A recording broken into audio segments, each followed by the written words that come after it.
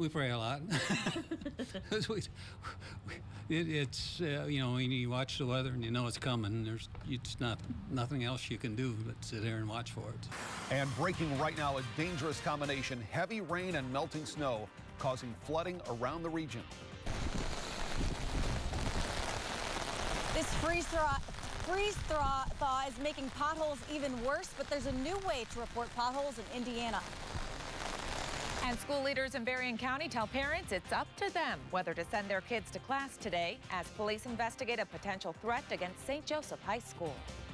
First, fast, accurate. You're watching WSBT 22 First in the Morning with Bob Montgomery and Leanne Tokars.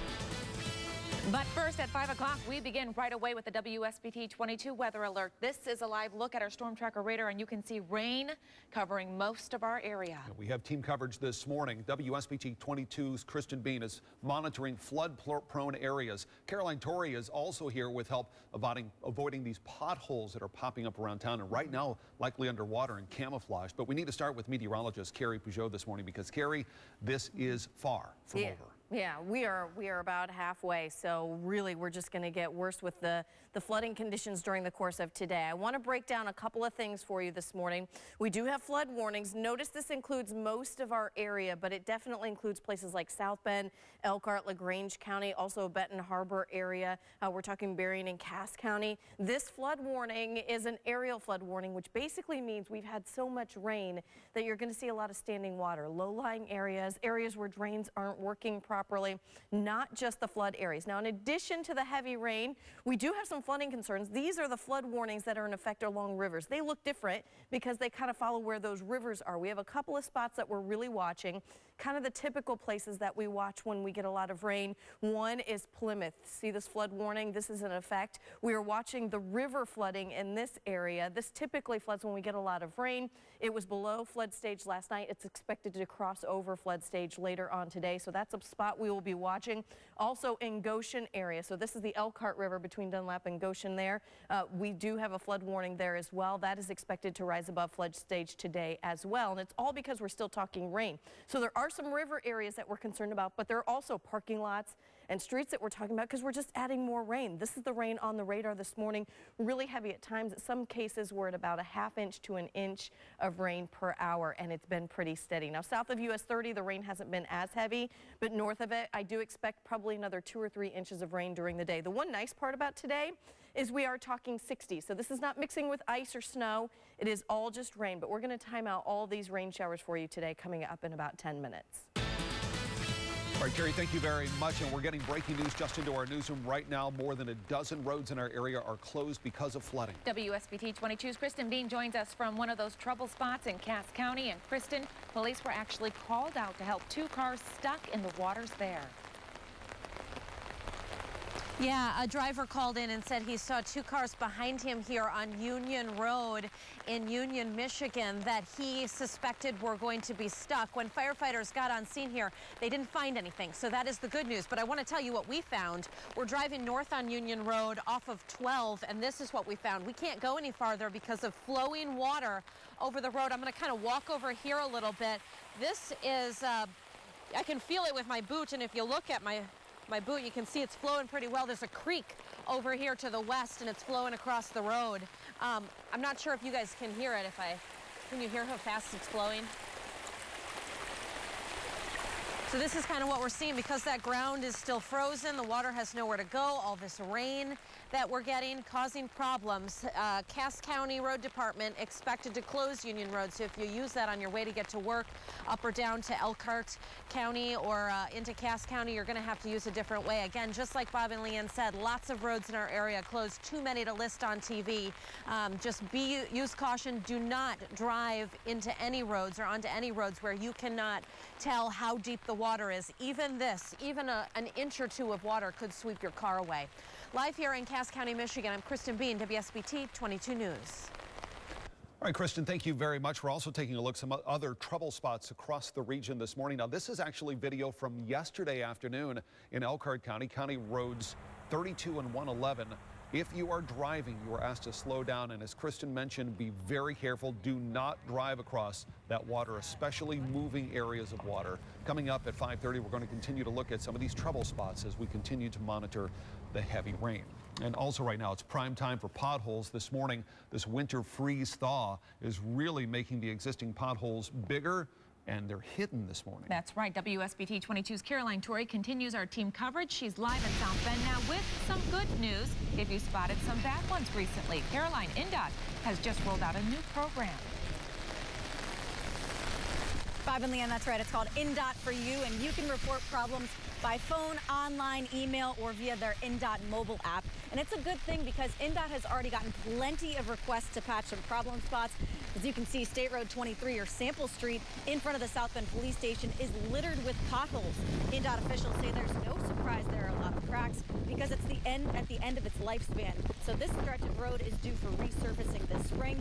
Road crews have been out there numerous times to fill especially bad potholes to make it to that resurfacing. And when they do get a request, INDOT crews try to fill a pothole in a day if they can. They try to take care of the worst ones first, then move to less severe areas. INDOT encourages you to reach out if you see issues only on state roads, U.S. routes, and interstates. All other roads would have to be the responsibility of your town or city. You know, we understand it's really frustrating right this time of year where there's lots of potholes out there, and we're working as quickly as we can to fill all of those. But just know that, you know, we're not always aware 100% of every single pothole on the road. We run the roads, we watch for them, but sometimes people driving the roads themselves is the best way for us to know about some of those more severe potholes. So we really appreciate people reporting it to us. INDOT for You contact information can be found at INDOT, the number 4 and the letter U.com. Next hour, I'll tell you why crews avoid patching potholes when it's foggy or on rainy days like today. And of course, keep in mind that the rain will also hide big potholes, so they'll just look like big puddles. So that's another reason why you should be cautious anytime you approach any standing water today. Live here in South Bend, I'm Caroline Torrey, WSBT 22 News. First, fast, accurate, live. This is WSBT 22 News on Fox. 8 o'clock. Good morning. We begin with the WSBT 22 weather alert. This is a live look in Elkhart right now, one of several places under a flood warning as we speak. WSBT 22 has team coverage of this flooding event. Kristen Bean is compiling a list of all the roads closed off due to high flood waters. And our Caroline Torrey is in the Jewel Woods subdivision in South Bend, where people there are worried about a flooding repeat of 2016. But first, we turn to WSBT 22 meteorologist Carrie Peugeot. Carrie. Good morning. We've been talking lots of rain. We've already had 2.5 to 3 inches of rain across the area, and because of that we have flood warnings in place. You see the word aerial in there. Basically, we have a good section, a good chunk of our area under this flood warning because we've had so much of that rain, and we've also had that snow melt. Those two combinations, you're going to see lots of low-lying areas that are affected by that. In addition to that type of flooding doesn't really have to do with the creeks and rivers, but because all this water is eventually going to end up in those locations, all these little small areas are right along all of the rivers and the creeks and those basins that really collect all the water, where we typically have some flooding issues. Plymouth, one of those areas, not quite to flood stage just yet. In Elkhart County, you can see between Dunlap and Goshen there, the update from this morning is you're 4 inches below flood stage, and that's expected to go over flood stage later on this morning, and you'll see those areas right there along the river start to flood. Also in areas like St. Joe County and Elkhart, Mishawaka, there are a lot of parks, low-lying parks. You're going to see high standing water in those areas and those roads right near them. That's going to continue for today, and we're just adding to that. This is a live look at the radar. We have rain showers falling in our entire area. In some cases, it's a ½ inch to an inch of rain per hour. And also, we've been seeing some thunder and lightning occasionally. If you've seen a flash of lightning or rumble of thunder, that is the case. We're not talking severe weather, but we're talking enough water to continue today that we're talking probably another 2 inches. That's just going to exacerbate some of the flooding that we already have. One of the bright spots today, at least we're in the 60s. That feels pretty good if you're outside. 65 around 1 o'clock this afternoon. Evening commute still in the 60s, but we're going to talk about a drop in those temperatures and maybe some traveling issues tomorrow as well. That's coming up in about 10 minutes. All right, Carrie, thank you very much. WSBT 22's Kristen Bean continues our team coverage now. She is in southern St. Joe County. Kristen, more than a dozen roads across our area are closed right now. Yeah, including this one. They're working right now to close 331 Bremen Highway, just north of Bremen between Riley and Shively Roads. In fact, they're working to close it down from US 6 all the way to the bypass. Hey, did you guys close the road there up at the bypass? So right now it's closed at the bypass, and they're working to get it closed at US 6 down there. And this is one of the reasons why. Look at this water. Ah, my umbrella. Cars have been trying to drive through this all morning. Some of them have gotten stuck. We've seen at least 2 cars attempt and then either had to have someone push them out, or as you can see kind of at the end behind that Jeep that just turned around, there's a dark colored car. Police told us that that car attempted to go through this very deep puddle and made it through, but their car likely died. Stuff like this, pretty dangerous and not advisable to go through. In fact, it only takes a couple inches of water to wash your car away or to damage it like that, and you could get stuck. We're hearing about several roads throughout the area, more than a dozen that are closed. Around 10 or more in Elkhart County closed. At least 6 in St. Joseph County that closed. This is a graphic showing some of the lists that we've compiled. Dispatchers say it hasn't changed in several hours, although with the rain coming today and tomorrow, likely more roads will close, some will open, some will close. Just give yourself plenty of extra time no matter where you're going. You may need to turn around. Don't drive through places where you're not sure how deep the water is or how secure the road is underneath the water. And there are now some houses that we're hearing that could be seen flooding. We saw some on our way down here to Bremen along in some low-lying areas. Caroline Torrey is live this morning in the Jewel Woods area. They've experienced flooding in the past, and now homeowners there are concerned again this morning. Caroline? Good morning, Kristen. Yeah, I've seen some homeowners out here trying to just see what some of the flooding damage is at this point. So take a look.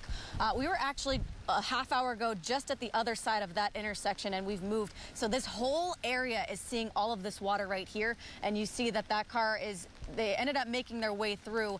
The water isn't too terribly deep, but anytime that you do see standing water, do approach with caution, and it is just likely better to turn around if you do come up to it. So here you see this water right here flowing very fast. So neighbors are telling me that this is because a couple of drainage ditches aren't really doing their job. They're not big enough to take on rain like this and water like this. So it's really kind of flowing fast around here.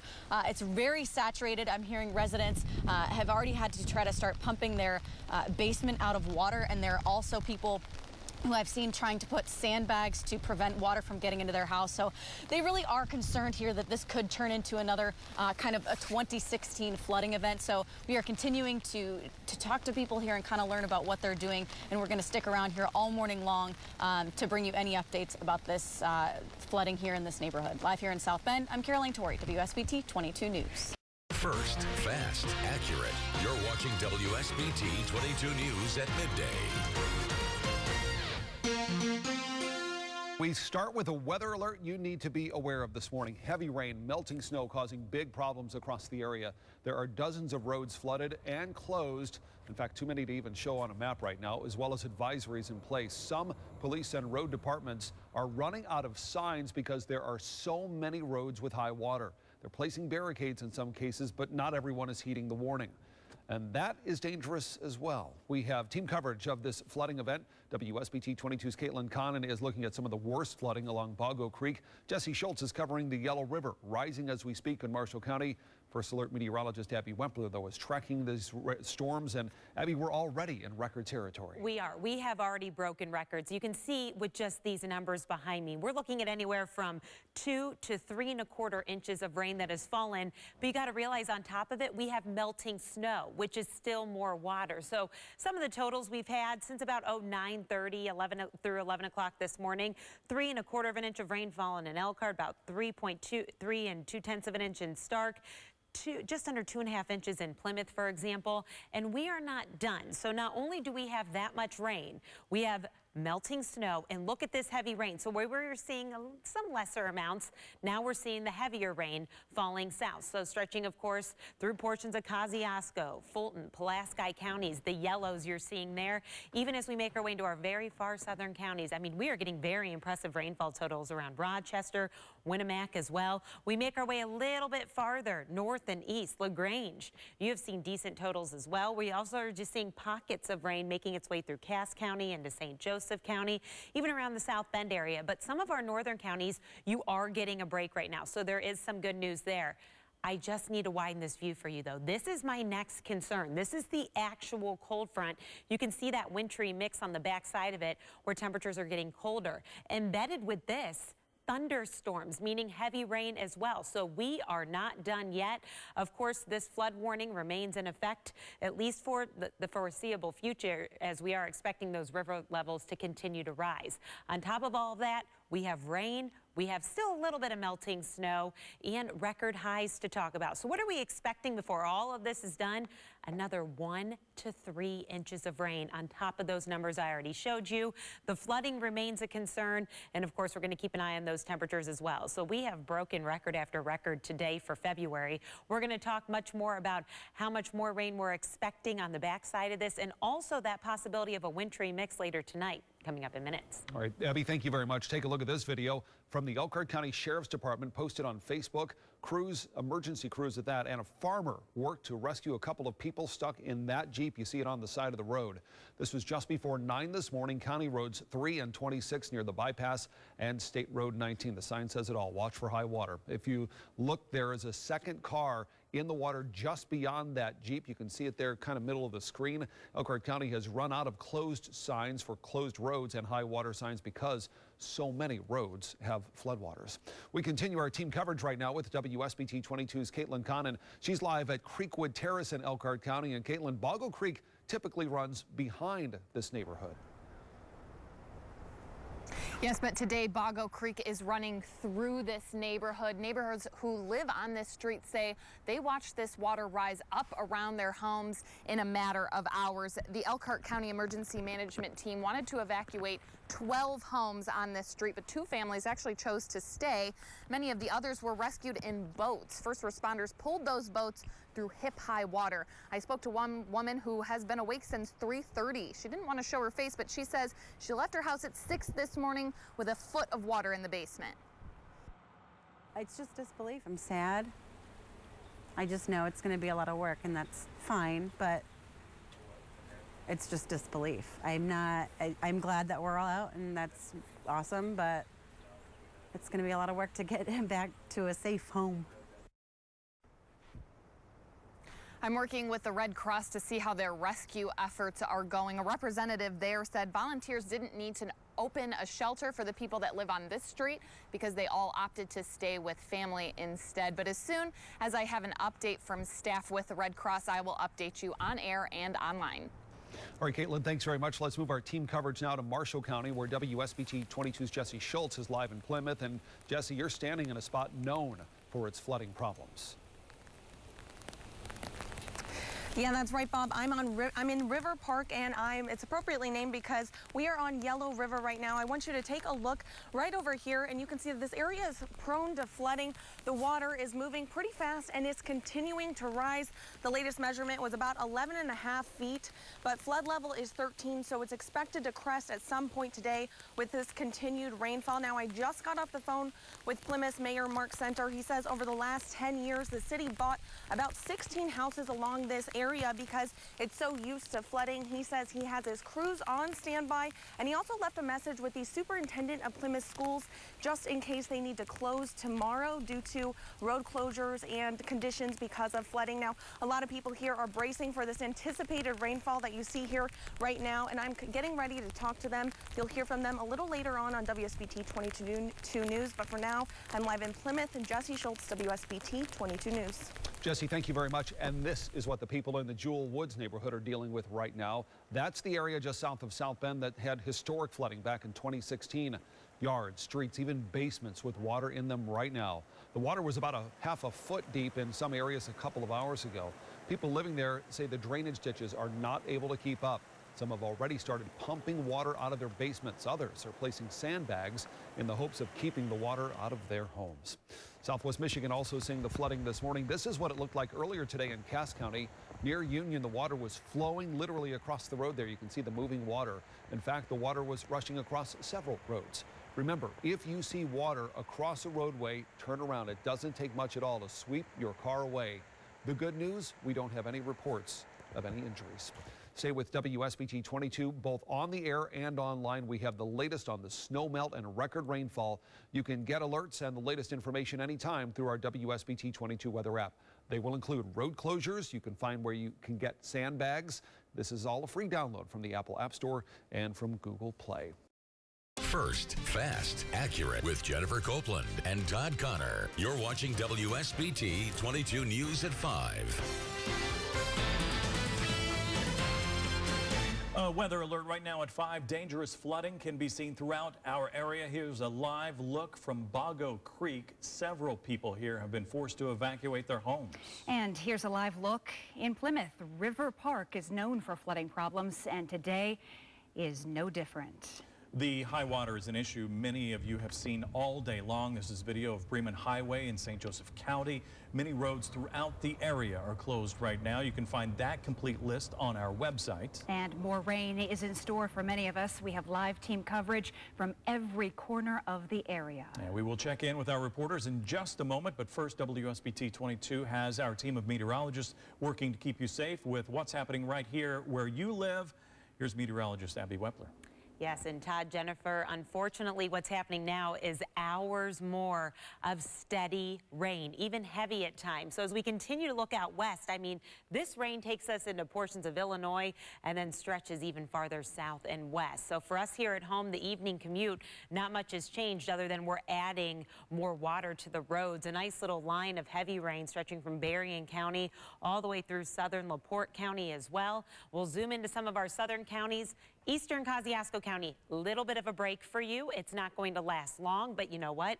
If you can get a little bit of a break from the steady rain, definitely take it. As we make our way a little bit farther north, you can see the deep shades of green, also the yellows. That just means localized downpours, steady rain. Not much is changing in the short term. We'll push it out west and show you that that steady heavy rain, that's pretty much our forecast, taking us well into the nighttime hours. So here we go, Futurecast. What's happening right now? There's the pockets of heavy rain, of course, and the green, the steady rain as well. As we make our way through the evening, if you have to travel, you need to really think of the roads that don't typically get covered with water during rain events, because this is a significant rain event for how much rain we've already seen. Overnight, though, that cold front moves through. Look what happens early tomorrow.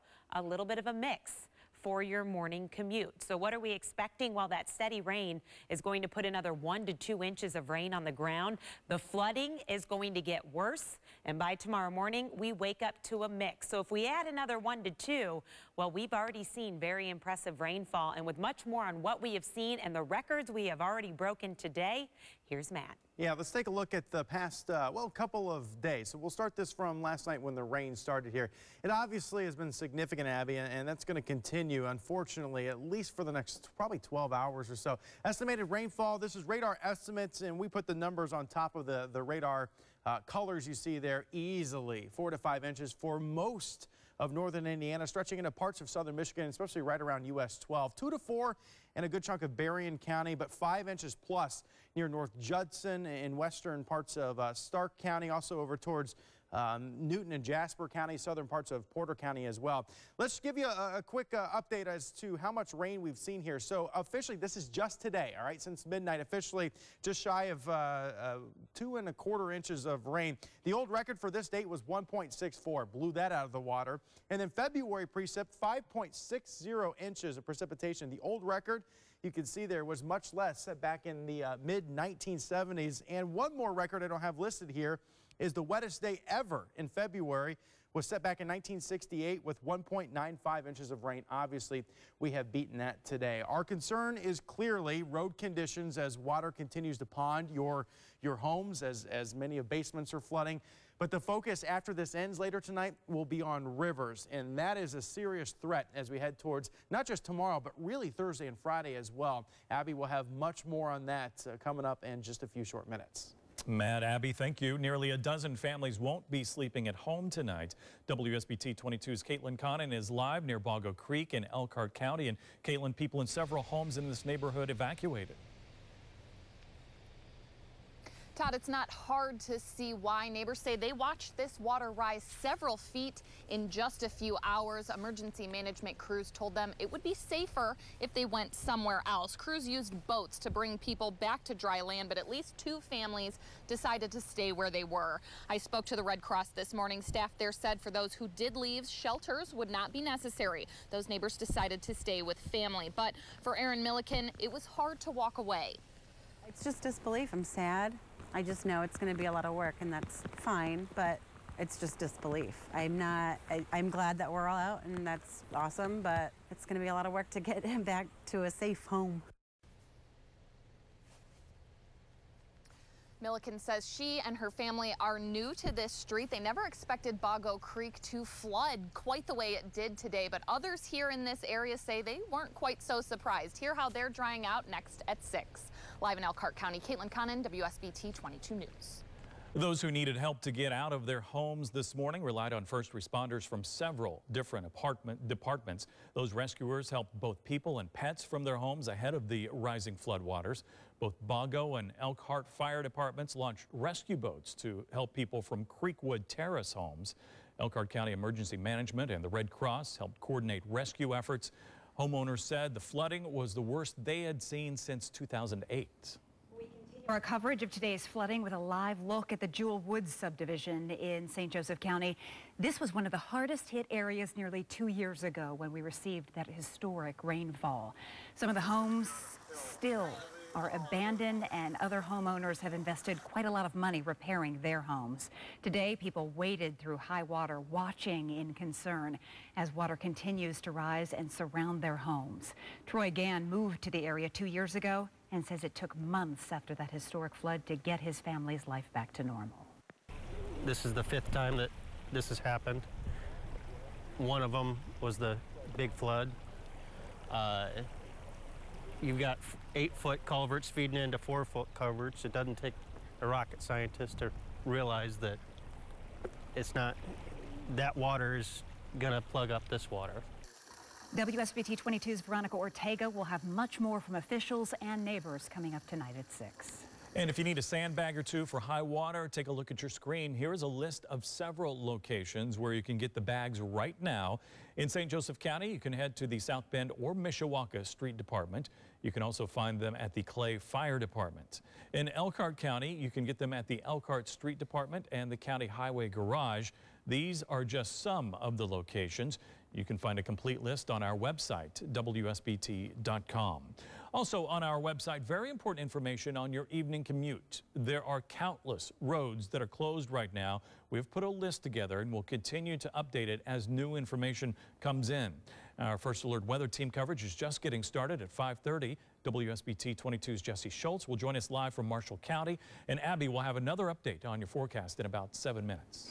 First, fast, accurate with Jennifer Copeland and Todd Connor. You're watching WSBT 22 News at 5:30.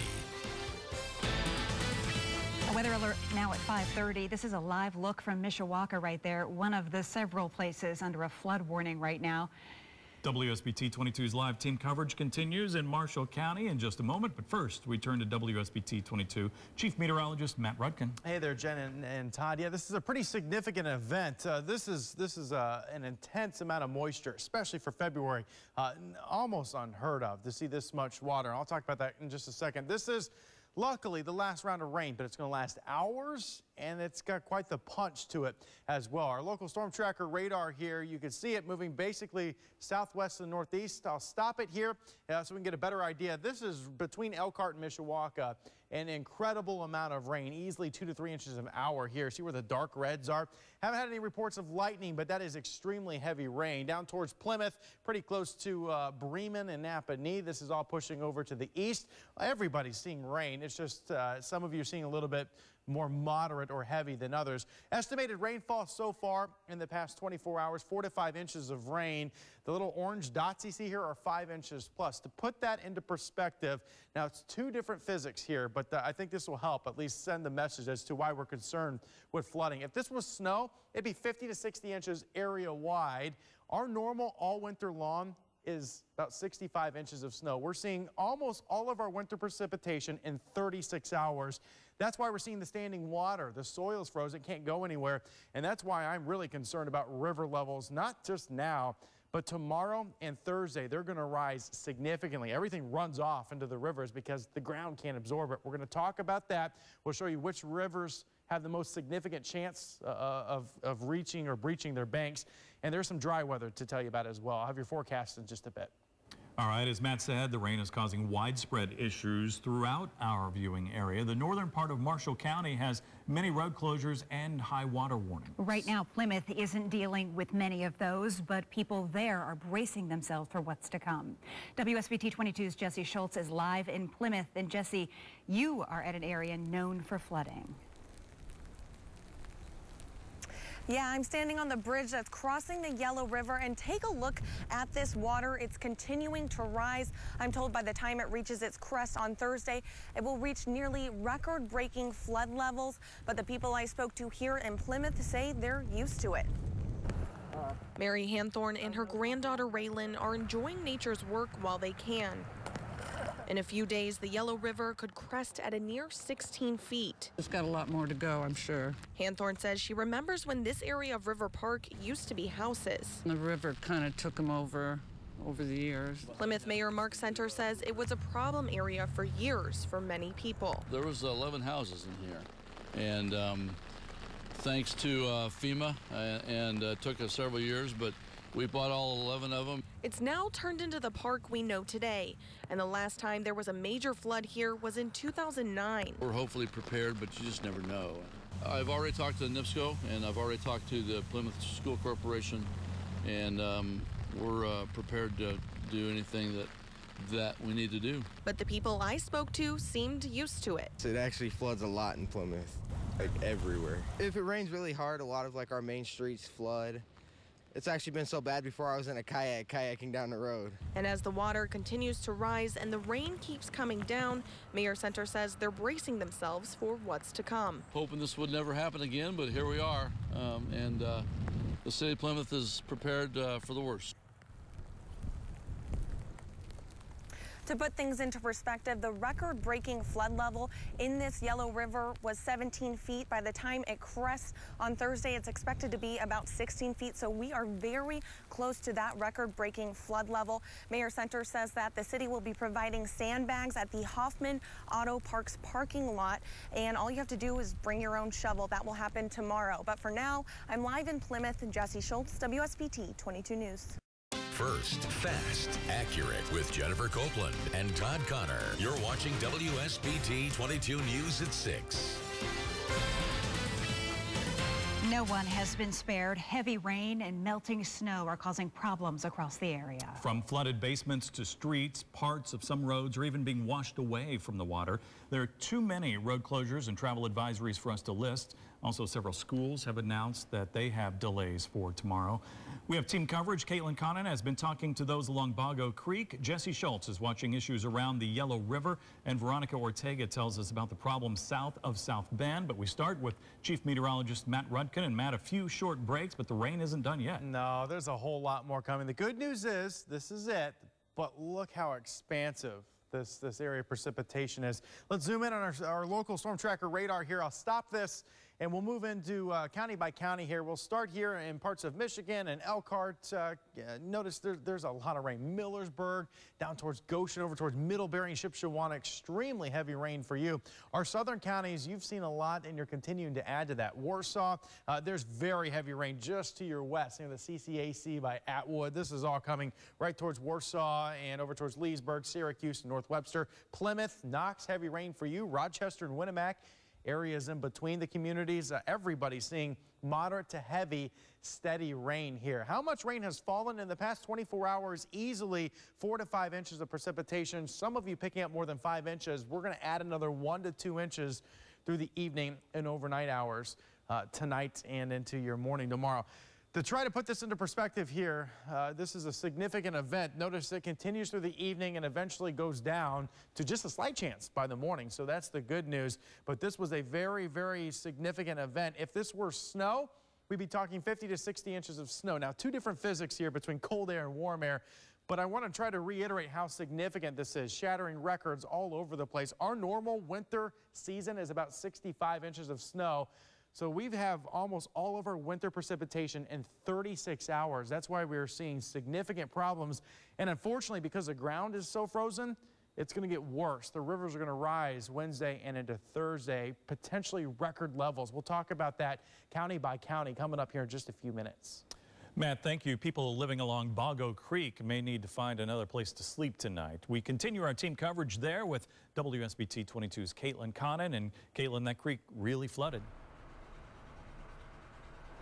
Todd, you can barely tell there's a street here behind me at all, and that's why around a dozen families were asked to evacuate their homes this morning. And as the rain keeps coming down, those families are now thinking ahead to the tough job of cleaning up.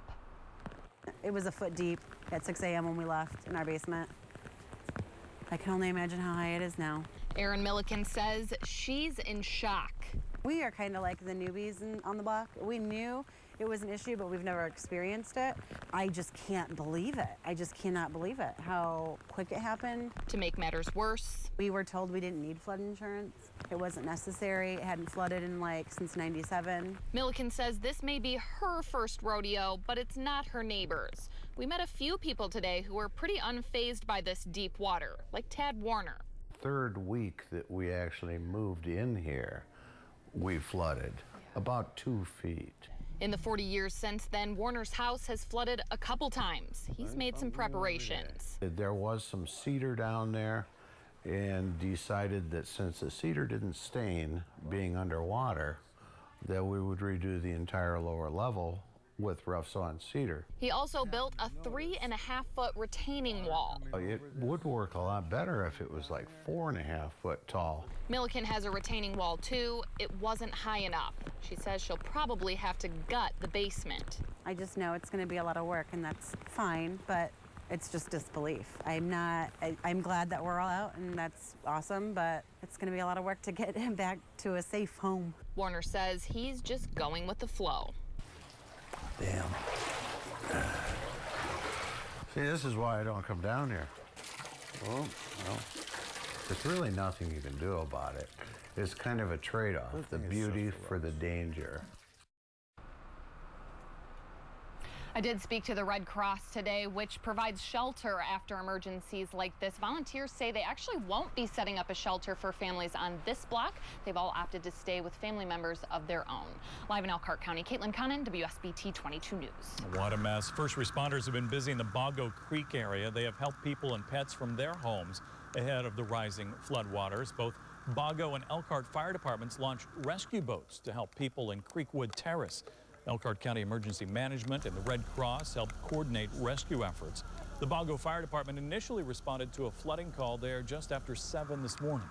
From the time we've gotten here, I believe the water's come up probably about 10 feet. So it was rapidly rising. It looks like it's kind of slowed down now, but we're getting water from downstream, Wakarusa area, and everything else that's coming through here. So it's an ever-changing dynamic. Several people say this is the worst flooding they've seen in the Bago Creek area in 10 years. The heavy rain and melting snow has people in one neighborhood reliving bad memories. We continue our live team coverage in St. Joseph County, where we find WSBT 22's Veronica Ortega. Veronica, we really are seeing such widespread flooding throughout the county.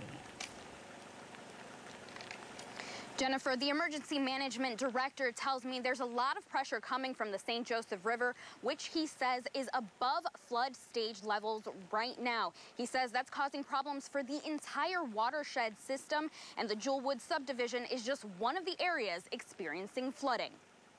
Jewel Woods was one of the hardest hit areas after the historic flooding nearly 2 years ago. At the time, homeowner Kiva Ford had only been in his new home for a few months. I owned my house for about 9 months, and then the flood came through and flooded my basement, kind of destroyed everything that was down there. I lost probably about $60,000 or $70,000 worth of things. Ford said he still hasn't fully recovered and says he regrets buying a home in this neighborhood.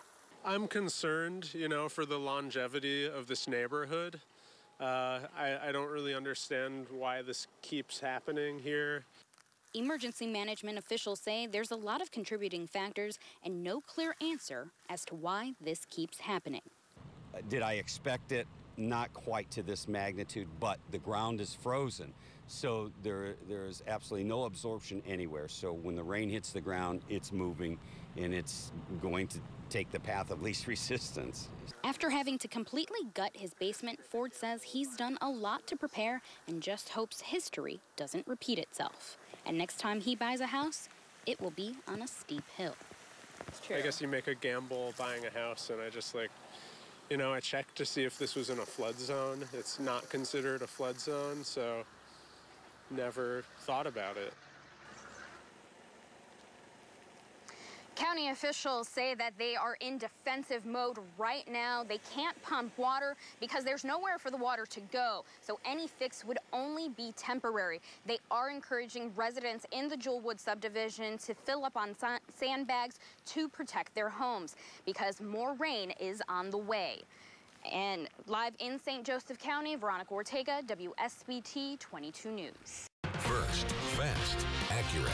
With Todd Connor and Dane Murray. You're watching WSBT 22 News at 11. The number one thing we want residents to know is that if you see standing water and you can't see what's at the bottom of it, do not drive into that standing water. Certainly do not walk into that standing water. You don't know what's under it. It's not clean, it's not safe, and it might be moving faster than you expect.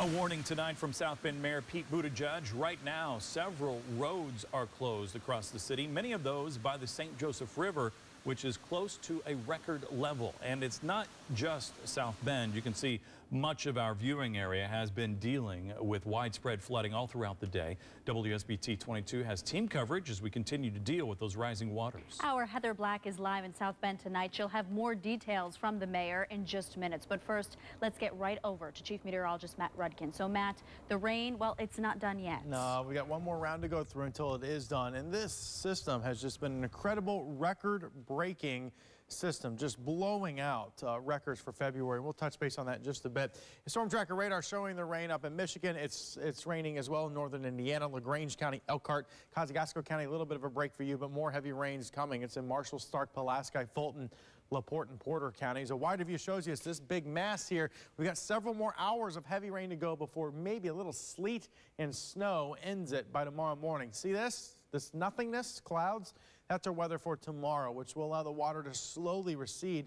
But when it does, it goes into the rivers, which is going to cause rapid rising tomorrow and into Thursday. 4 to 6 inches of rain, well above expectations for the system, obviously beating all-time records, not just for today's date, but also for the entire month of February. To try to put this into perspective, two different physics here between warm air and cold air, snow and rain. But if this was snow, we're talking 50 to 60 inches of snow. In a normal winter, we see about 66 inches. So this was close to the normal winter precipitation in 36 hours. Just remarkable. As far as precipitation goes, rainfall, a couple more hours, obviously definite right now, but it slowly goes down overnight. We're going to talk about the flood threat and what's coming up next in your forecast in about 10 minutes. All right, Matt, our team coverage continues now with WSBT 22's Heather Black. She is live in South Bend. And Heather, South Bend Mayor Pete Buttigieg says the river could soon reach historic levels. That's right, Dane. The river right now is at 9.5 feet, and according to the mayor, the flood level is at 5.5 feet. Now, if the rain continues to fall like it's forecast, then we could see situations worsen, and like the city says, it could become worse than a 100-year flood. Now, tonight at the press conference, the mayor says most of the heavy flooding will be concentrated near and around the river. But with the cold temperatures expected for tomorrow morning, crews will be out salting roads, which means morning commute may be difficult. Mayor Pete warns residents that if you suspect your home has structural issues, then you need to call 911. If for any reason you think that your house is structurally compromised, for example, if there's any evidence in the basement of bricks or any part of the foundation coming unstable because of water pressure, that is an indication that the house is not safe. And the Red Cross is on high alert. They are partnering with local churches to be ready just in case homes become flooded and people need a place to stay. Also, the O'Brien Center is open as a warming center for other people who need a place to stay as well. And of course, like the mayor and South Bend Fire Chief said tonight at the press conference, they said, if you see standing or moving water across a road, do not go over it or walk in it. Just turn around and find a different route. Live in South Bend, Heather Black, WSBT 22 News. First, fast, accurate. You're watching WSBT 22 First in the Morning with Bob Montgomery and Leanne Tokars. It is 5:30 and we begin with a WSBT 22 weather alert. Most areas under some type of flood advisory this morning as the rain continues to fall and waters continue to rise. Now, this is a live look in St. Joseph. Obviously, no standing waters downtown St. Joseph, and you'll find a lot of places like this, but you will find many more places with water completely covering the roadways. We have team coverage of this continuing flooding event. WSBT 22's Christian Bean is going to be joining us live from South Bend in just a few moments with what everyone in the city needs to know. And Caroline Torrey is following some breaking news out of Elkhart County, specifically Goshen, where floodwaters are forcing the evacuation of a mobile home community right now. But let's check in with meteorologist Carrie Bujow. Good morning. We're starting out, of course, with flood warnings still in effect. In fact, most of these flood warnings we're talking exist until we get into tomorrow evening because of the amount of water. And this is for our whole area for standing water because of the heavy rain shower. So we're not just talking river and creek areas. We're talking low-lying areas, roads that have little dips in them. Maybe your basement, you're having some issues there. So this is that flood warning that exists. The good news is the rain is not quite, but just about done. We also have lots of river flooding that we're talking about, and this is something that is still going up because what you're going to notice today is a lot of standing water everywhere, but the rivers are going to get a lot worse in the next 24 hours because all this water is going to start to filter into these rivers, and the rivers are going to go up, and some of them already at flood stage, like the Elkhart River around Goshen area. Flood stage is around 7 feet, and we're already at 11, so we're already way past that. We see problems in Plymouth. We've been talking about this for the last 24 hours where flood stage could cause some major flooding. Also in Winnemac, less people affected here, but we're talking some major flooding here. This potentially is going to cause some widespread major flooding as we get into tomorrow afternoon, as we start to really see those numbers go off. And again, there's the Plymouth warning right along that Yellow River, and the St. Joe River in South Bend. The flood stage is at 5.5 feet, and we're expecting this to crest at around 12. That's going to be record flooding in those areas. The good news we have is we're just about done with the rain. The bad news is we're not done yet, and now we're starting to see it mix. We've been watching a little bit of sleet and freezing rain and snow along the lakeshore, and we're seeing a little bit of that inland. Won't cause a lot of driving issues with this because it's just not cold enough. We have temperatures right at the freezing point. So a little bit of rain and sleet and freezing rain. I only expect a couple of very isolated slick spots, if that. And then we will see all this precipitation end this afternoon. We'll have more on that coming up in about 10 minutes. Gary, thank you. Happening right now, South Bend's mayor telling the city to prepare for what could be historic flooding. The mayor briefed the media last night and is preparing to provide another update that we'll carry live here coming up in about 30 minutes. WSBT 22's Christian Bean joins us live from South Bend this morning. And Kristen, the mayor is saying city workers are putting in some long hours to help the people who need it most. Yeah, the city's 311 center was open until midnight last night, and it has just reopened this morning at 5:30. During a press conference last night, the mayor warned the river could reach historic and even dangerous levels. As of last night, the river was at 9.5 feet, but the river is considered flooding at 5.5 feet. So you can see we're already over. He says the river should reach its flood stage, the high point, Thursday morning or sooner. Parks and walkways around the river are already covered in water. And as for your situation at home, the mayor says it's important to know when to call 911. The number one thing we want residents to know is that if you see standing water and you can't see what's at the bottom of it, do not drive into that standing water. Certainly do not walk into that standing water. You don't know what's under it. It's not clean, it's not safe, and it might be moving faster than you expect. This is one of those areas right here. We're along Riverside Drive in South Bend. What you're looking at is Riverside Drive, although you wouldn't know it because the river has overflown its banks here, and we have water all the way up into the YMCA parking lot. The Red Cross has local churches on standby to offer shelter for people in need. Also, the O'Brien Center in South Bend is now open as a 24-hour shelter, although you'll have to use the back entrance because the front road is closed. It's unpassable this morning. The mayor is planning to be at Central Fire in about 30 minutes to brief the media. We'll carry that live both on WSBT and on Facebook. And keep it here. We'll have updates throughout the morning on the situation here in South Bend. Live here in South Bend, I'm Kristen, WSBT 22 News. All right, Kristen, thanks very much. We are also continuing to follow breaking news out of Elkhart County. Right now, rescuers are working to evacuate a mobile home community in Goshen. WSBT 22's Caroline Torrey joins us from the scene. And Caroline, the floodwaters, they're becoming too dangerous for people to stay. They are, and since we last talked, the waters, we were able to move closer, so you can see that the water is really surrounding these mobile homes here. I'm at Creekside Estates in Goshen. This is at the Indiana and Wilden Avenue intersection. So this mobile home, I've learned, is near Rock Run Creek as well as the Elkhart River. So two bodies of water that are likely contributing to this issue here this morning. We've been seeing first responders wading through the water, looking for people, knocking on doors. We've also seen first responders in boats, taking people in boats to rescue them from their homes. As you can see, numerous departments are on scene right now, fire department, ambulance, as well as police. So we are working to learn more information about this. We have been trying to actually speak with the first responders, but understandably, they're very busy trying to ensure that everyone in this Creekside Estates community is safe. So we will continue to monitor this situation and bring you any updates as soon as it happens, and we will bring you that coming up here on WSBT. Live here in Goshen, I'm Caroline Torrey, WSBT 22 News. All right, Caroline, thank you. And happening overnight, rising waters in Elkhart County neighborhood keeping utility companies busy as well. Police and gas crews were called out last night to the DeCamp Gardens neighborhood on the report of at least 2 gas leaks. This is just to the west of County Road 13. The Elkhart River runs through this neighborhood. You can see quite a bit of water there pooling on the streets and not getting any better this morning. Fortunately, it doesn't appear anyone was hurt. First, fast, accurate. You're watching WSBT 22 News at midday. And we start with the WSBT 22 weather alert. Good afternoon. I'm Bob Montgomery. The heavy rain has finally stopped, but flooding problems are getting worse across the area. Goshen right now under a state of emergency. Marshall County is under a travel warning.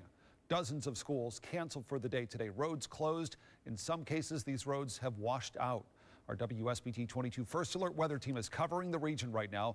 Caitlin Connon just finished talking with St. Joseph County leaders.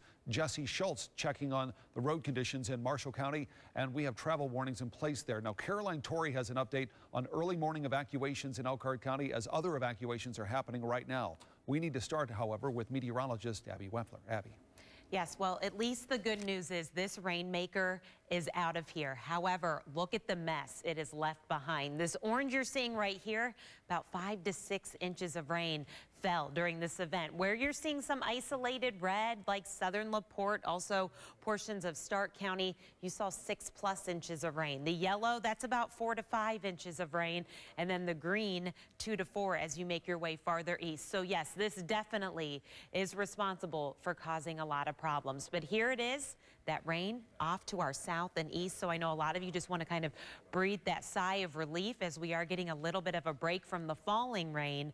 Unfortunately, we still have to deal with that rising river concern. Storm tracker radar, though, I just wanted to zoom in and show you close to home that we're not tracking any more rain today. Elkhart, though, First Alert weather camera. This is the Elkhart River that you're seeing right here.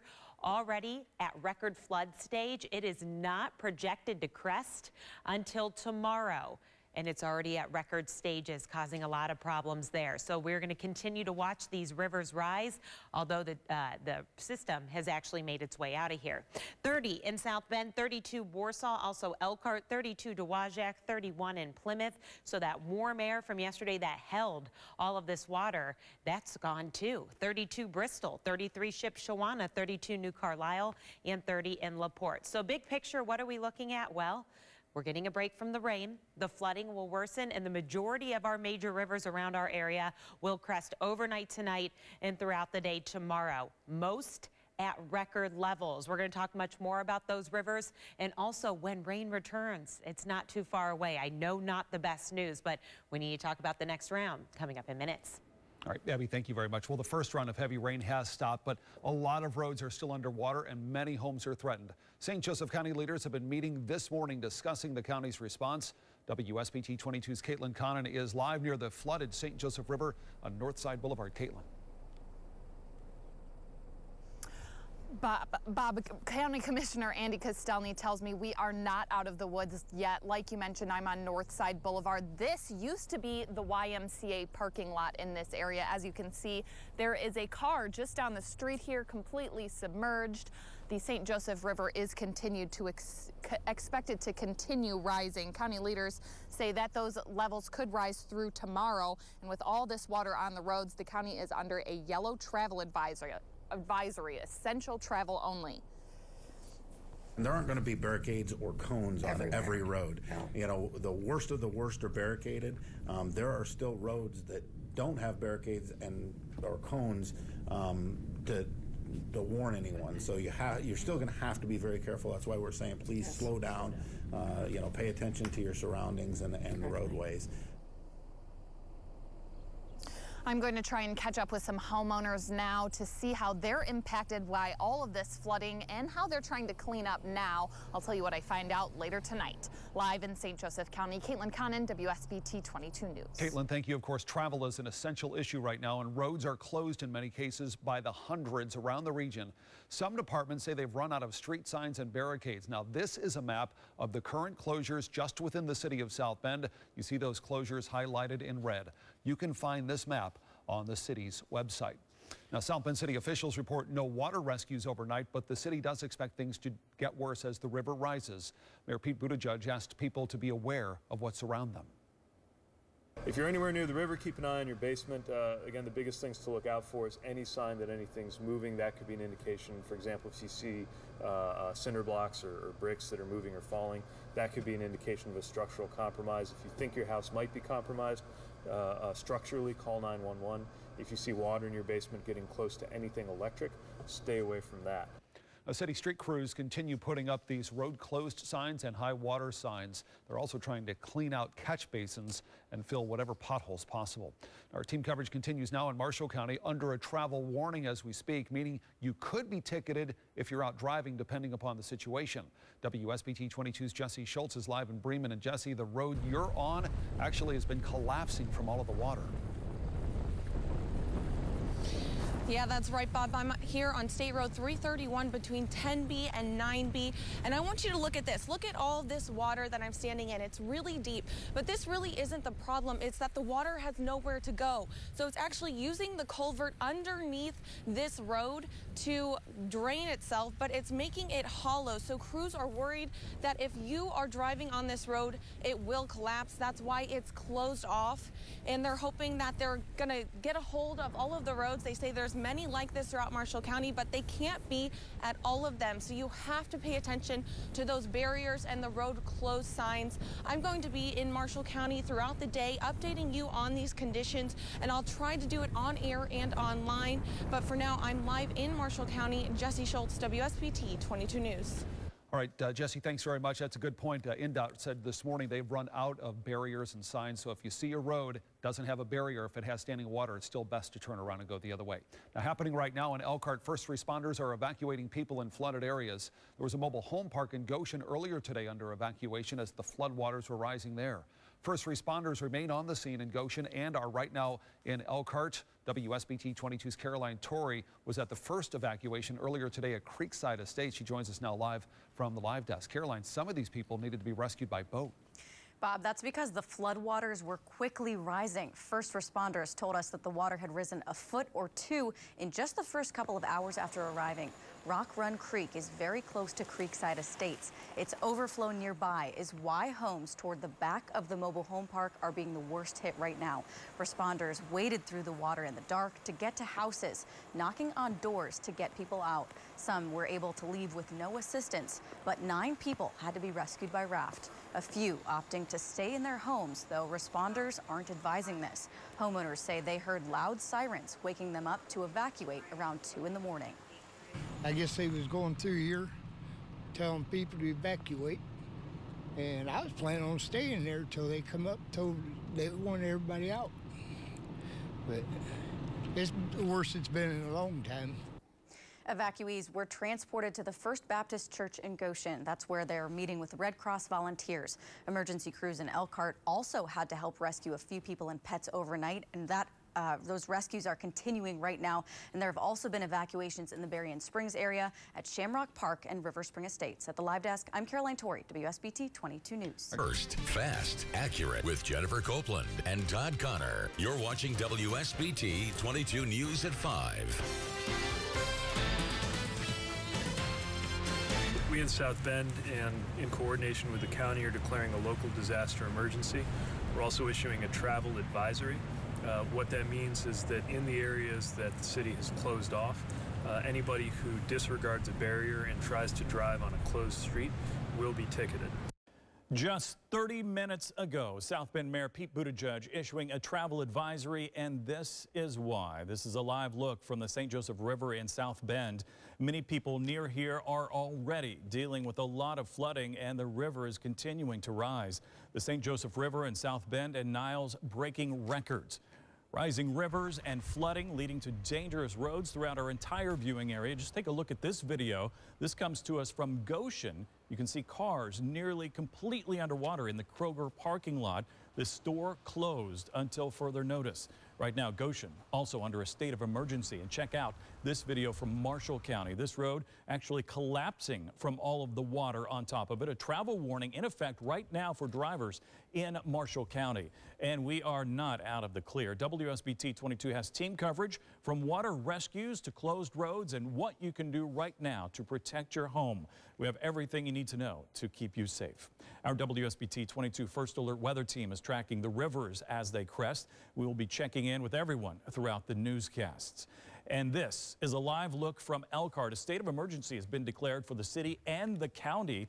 The St. Joseph River continues to rise there, forcing people to evacuate their homes. We begin our live team coverage with WSBT 22's Veronica Ortega. She is live in Elkhart. And Veronica, how does the situation look right now?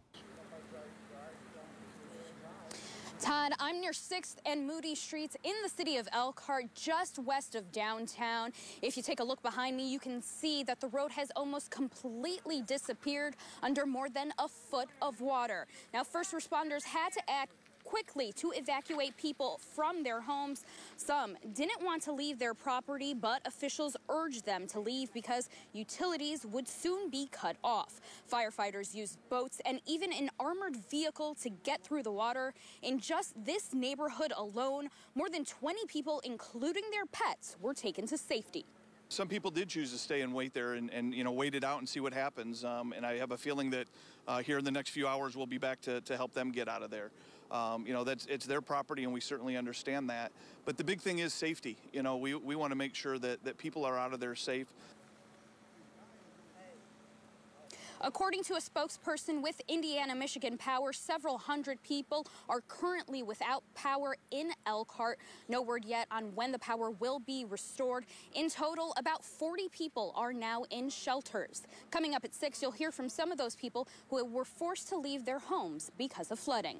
In Elkhart, Veronica Ortega, WSBT 22 News. All right, take a close look at your screen because here is where you can find sandbags in Elkhart for those of you who still need them. They're available at West Side and North Side Middle School, the Riverview Park Softball Complex, and Pierre Moran Pool. Make sure to bring your own shovel as well. WSBT 22 meteorologist Abby Wepler continues our team coverage.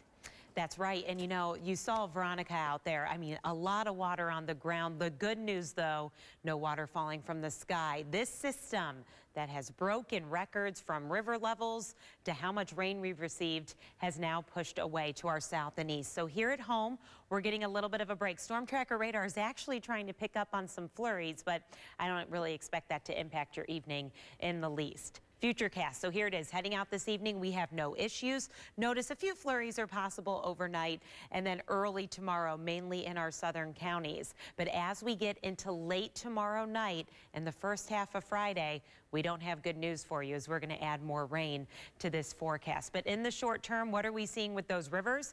Most of them are at major to moderate flooding, so meaning that they are well above that flood stage, some of them by about 6 to 12 feet. All will crest late tonight through tomorrow. What does crest mean? Reach its highest point late tonight through tomorrow. And it does look like St. Joseph, the Yellow River, Tippecanoe River, Elkhart Rivers, they're all major concerns. And of course, those include big cities around the area. I do want to let you know, when these crest, we still have days behind it before they fall back below the flood stage. We're going to look at each one of these rivers, talk about their flood stage, where they are now, and also about our rain event this weekend coming up in minutes. Todd? All right, Abby, a mobile home park in Goshen was evacuated as floodwaters rose. Rock Run Creek is close to Creekside Estates. Its overflow is why homes toward the back of that mobile home park are the worst hit. Responders waded through water in the dark, as you can see, to get to houses, knocking on doors to get people out of there. Some were able to leave with no assistance, but 11 people had to be rescued by boat, and 4 people remained in place in a trailer that was on higher ground. Marshall County is still under a warning level travel advisory. That means if you don't have to travel, you shouldn't. We're told some of the county roads and state highways are really bad. WSBT 22's Jesse Schultz has been in Marshall County all day long. And Jesse, how are the roads right now? Well, many of these roads have water on top of them or underneath them. I'm here on State Road 331 between 9B and 10B, and let me just show you what we're working with. This is water coming underneath the road, and it's causing this. This road is almost completely collapsed. I spoke to the Marshall County Sheriff. He says there are about 30 county roads closed today due to flooding. He says so far they haven't had to do any water rescues, and they're thankful for that. He credits it to people listening to the travel advisory and not going out on these roads. I spoke to some drivers throughout the county. They say all of the flooding is causing a headache, but not getting stuck in the water is worth it. I'm just trying to find my way home from work. It seems like every back road we go down, we got to turn around and find another route. We've seen a couple cars up to the windows in water, and they said there was a truck floating in the cornfield they had to pull in. So as you just heard, not everyone is taking this travel warning seriously. I mean, since we've been here, this hole right here was really small, but as people have been driving around this road closed signs and these barriers, it's gotten bigger and it's just been buckling under the pressure. That's why this warning is so seriously, and you need to take it seriously because it is there for your safety. I'm live in Marshall County. Jesse Schultz, WSBT 22 News. And as you heard from Jesse, countless roads are closed across the area. Some departments have actually run out of street closed signs and barricades. Here is a map showing the closures in South Bend. They are highlighted in red for you. One of those roads, Angela Boulevard. This is a picture from that street this morning. You can find this map on the city's website. We also have an updated list of road closures on WSBT.com. Heavy rain and flooding is being blamed on a train derailment. It happened just south of Grand Rapids last night. That forced several roads to be closed near US 131. Police say a washout from the heavy rains may have caused the 2 engines to derail. 2 people were hurt. And our weather coverage is just getting started on WSBT 22 News at 5. Here's a look at what else you can expect within the hour. A live update on the flooding in Niles and St. Joseph County. We will have much more on the state of emergency in Goshen. And Abby will be back with your extended forecast in about 6 minutes. You're watching WSBT 22 News at 5. All right, take a look. These pictures show the scene in Niles near the river. Mayor Nick Shelton sent us these earlier today, or he posted these online, I should say. WSBT 22's Cassidy Williams is live in Niles with an update on what the city is dealing with right now. Cassidy. Todd, I'm here in front of Wonderland Cinema in Niles, and you can see the river is surrounding me and also approaching the doors. The cinema posted on Facebook that they're hoping the sandbags hold up, but that it isn't looking good. Even in the last hour or so, we've seen it kind of inch closer and closer to the road there behind the camera. And the city doesn't expect the water to stop rising until tomorrow morning. They're expecting it to reach a record level of 16.9 9 feet and is having impacts on businesses and apartments here. The city administrator says right now the city is focusing on the people that are displaced because of these waters and making sure that they have somewhere to sleep tonight. Coming up in about a half hour, I'll have more on how this water is impacting apartment complexes. Live in Niles, Cassidy Williams, WSBT 22 News. All right, this is what many of you are dealing with right now, flooding issues in your basement. Many of you are seeing these issues much worse than this even. But what do you do if you have flood damage and insurance isn't covering it? You can report damage online through the state of Indiana. Hoosier homeowners, renters, businesses, and private nonprofits can all report uninsured damage. And you can find that link and more information on our website, WSBT.com. Just click News Links.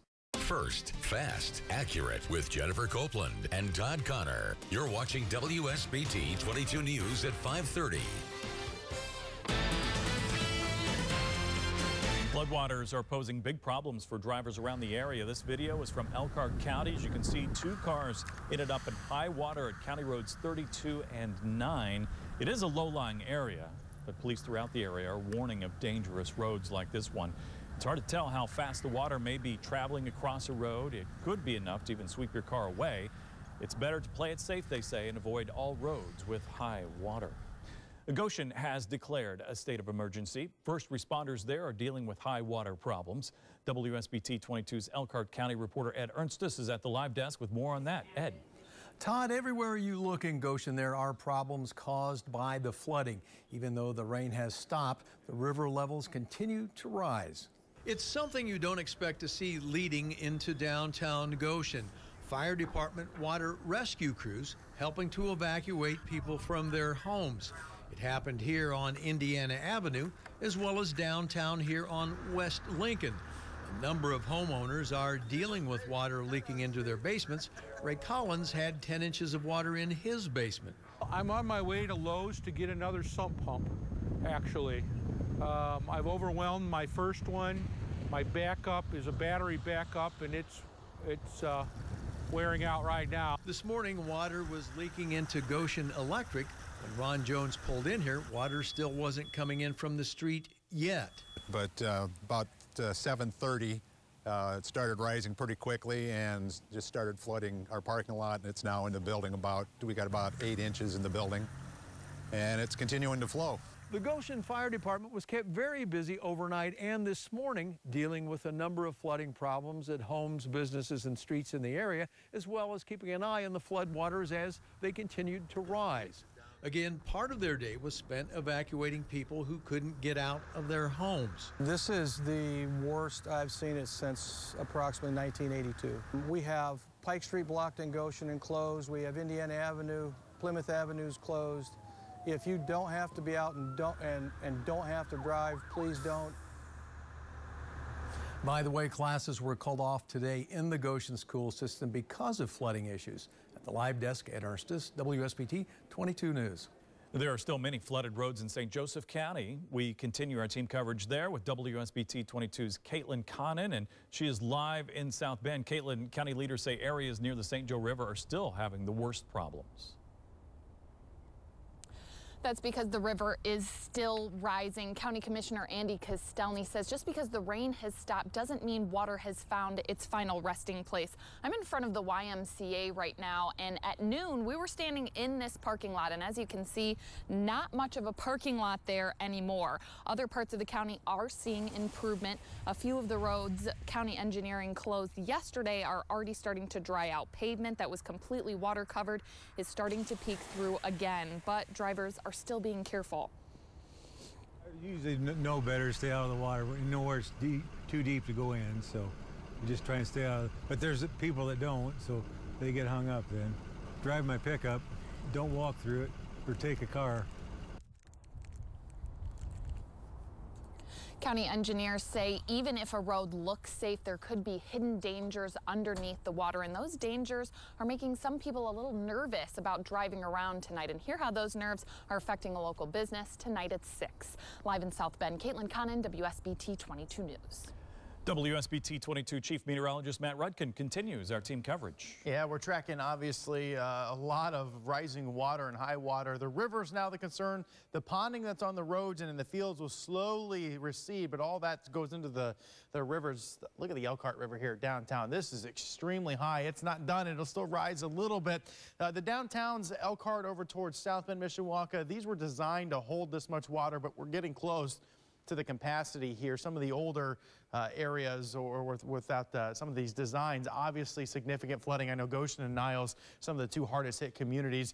That doesn't mean others of you are dealing with it. Plymouth, I know, down towards Winnemac and Warsaw, some issues down that way as well. Notice the rain's to our east and south, so we're done with it for now. This was an incredible amount, and you look at these numbers, we're used to snow. 4 to 6 inches of snow is not a big deal. February is the one month of the year where we see the least amount of precipitation. This is basically our winter's snow melted down and given to us in 36 hours. This is an incredible amount of water. It broke all-time records that we've never seen since anybody watching us has been alive. The 1800s were when these records started.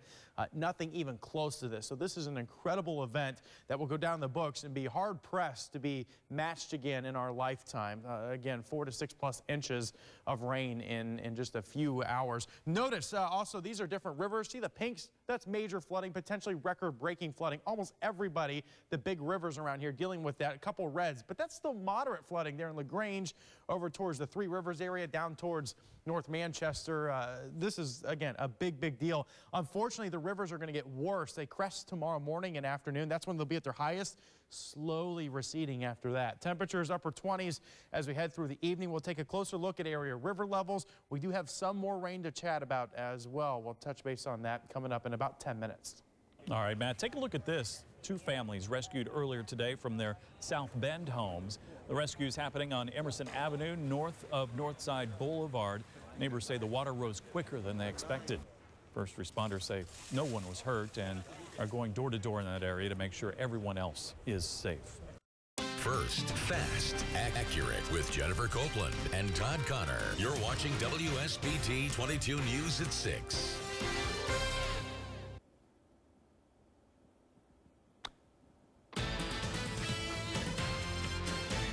Well, the flooding is getting worse for many of you. We want to give you a look of aerial shots of downtown Mishawaka. The water has covered most of the Riverwalk and Buter Park. This is just one of the many sites like this across the area. We'll get those shots to you soon. And that has led to more schools being delayed for tomorrow, including Plymouth schools, which are now closed for Thursday.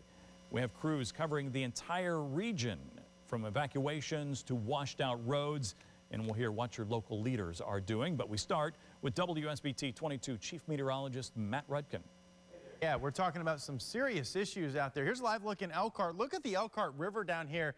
Luckily, this was built for floods like this, but it is close to the top of the side of the walk there.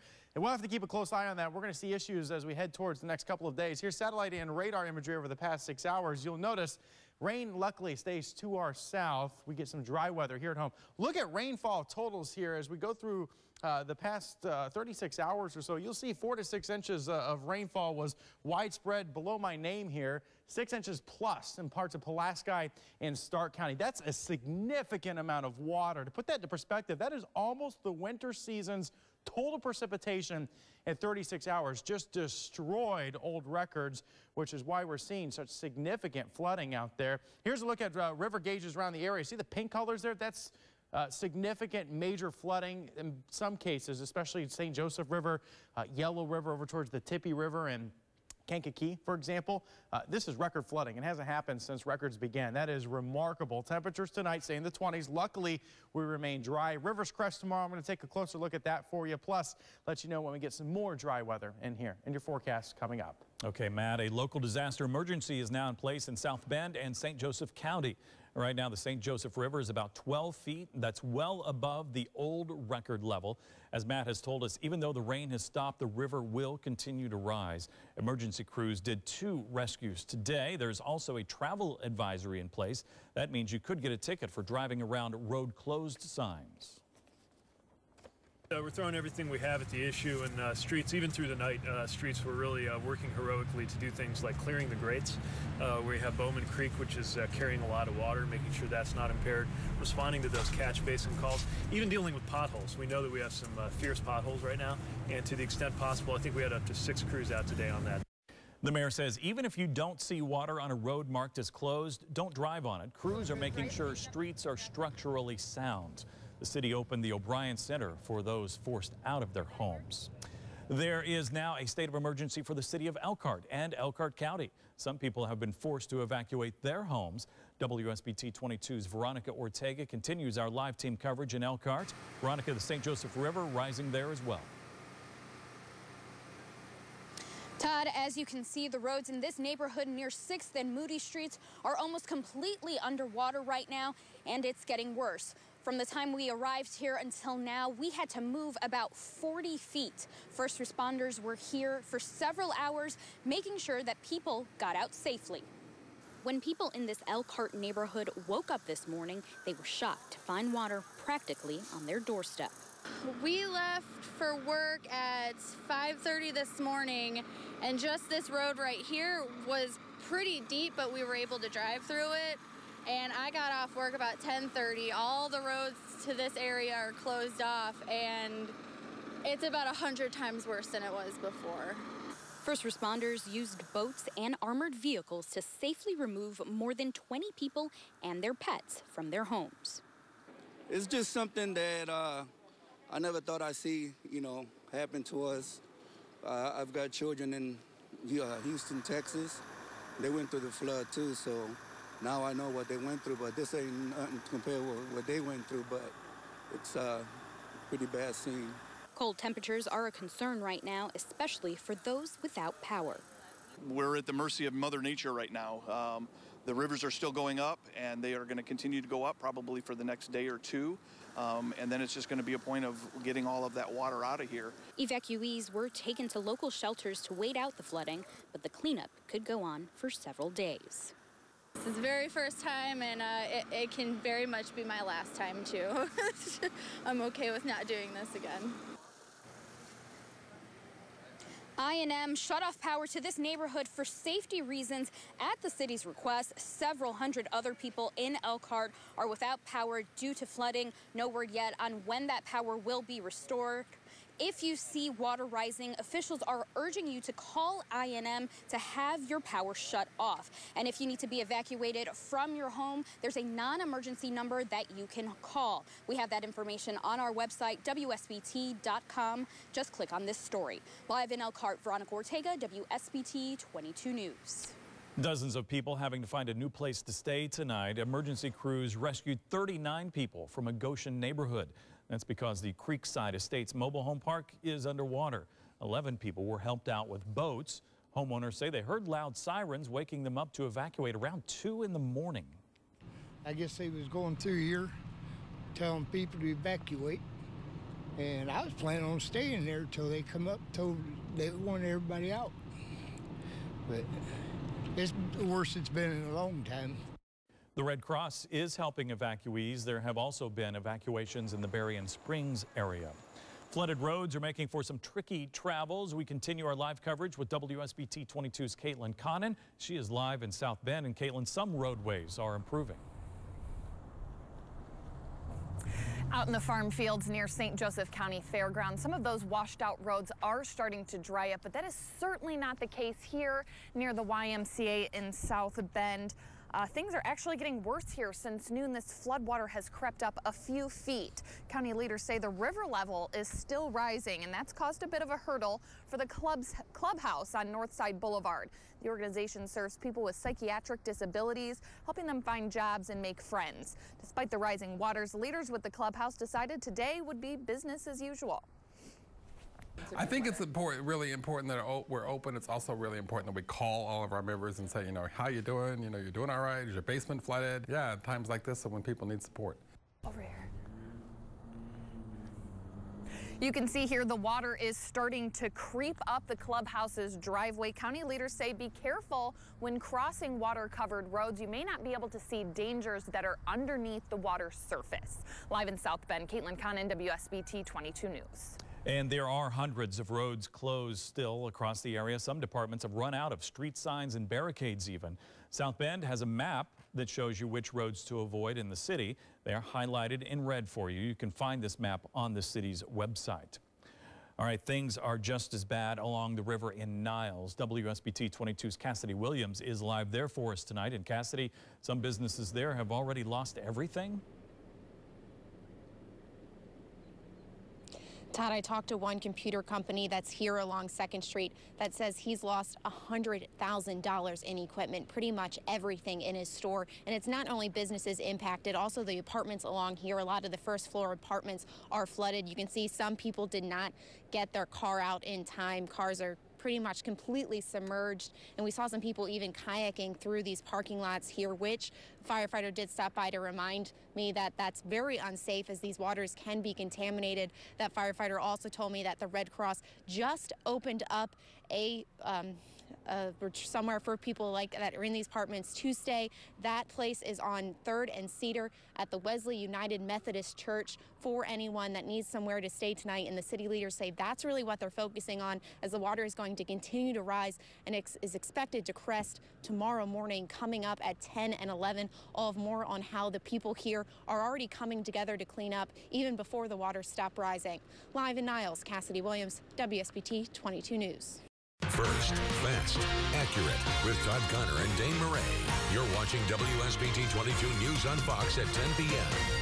Right now at 10, disaster emergencies across the area as floodwaters continue to rise. Roads are closed all over, including major arteries like part of US 31 in downtown South Bend. Other roads like State Road 331 in Marshall County are closed after collapsing from the water or just washing out.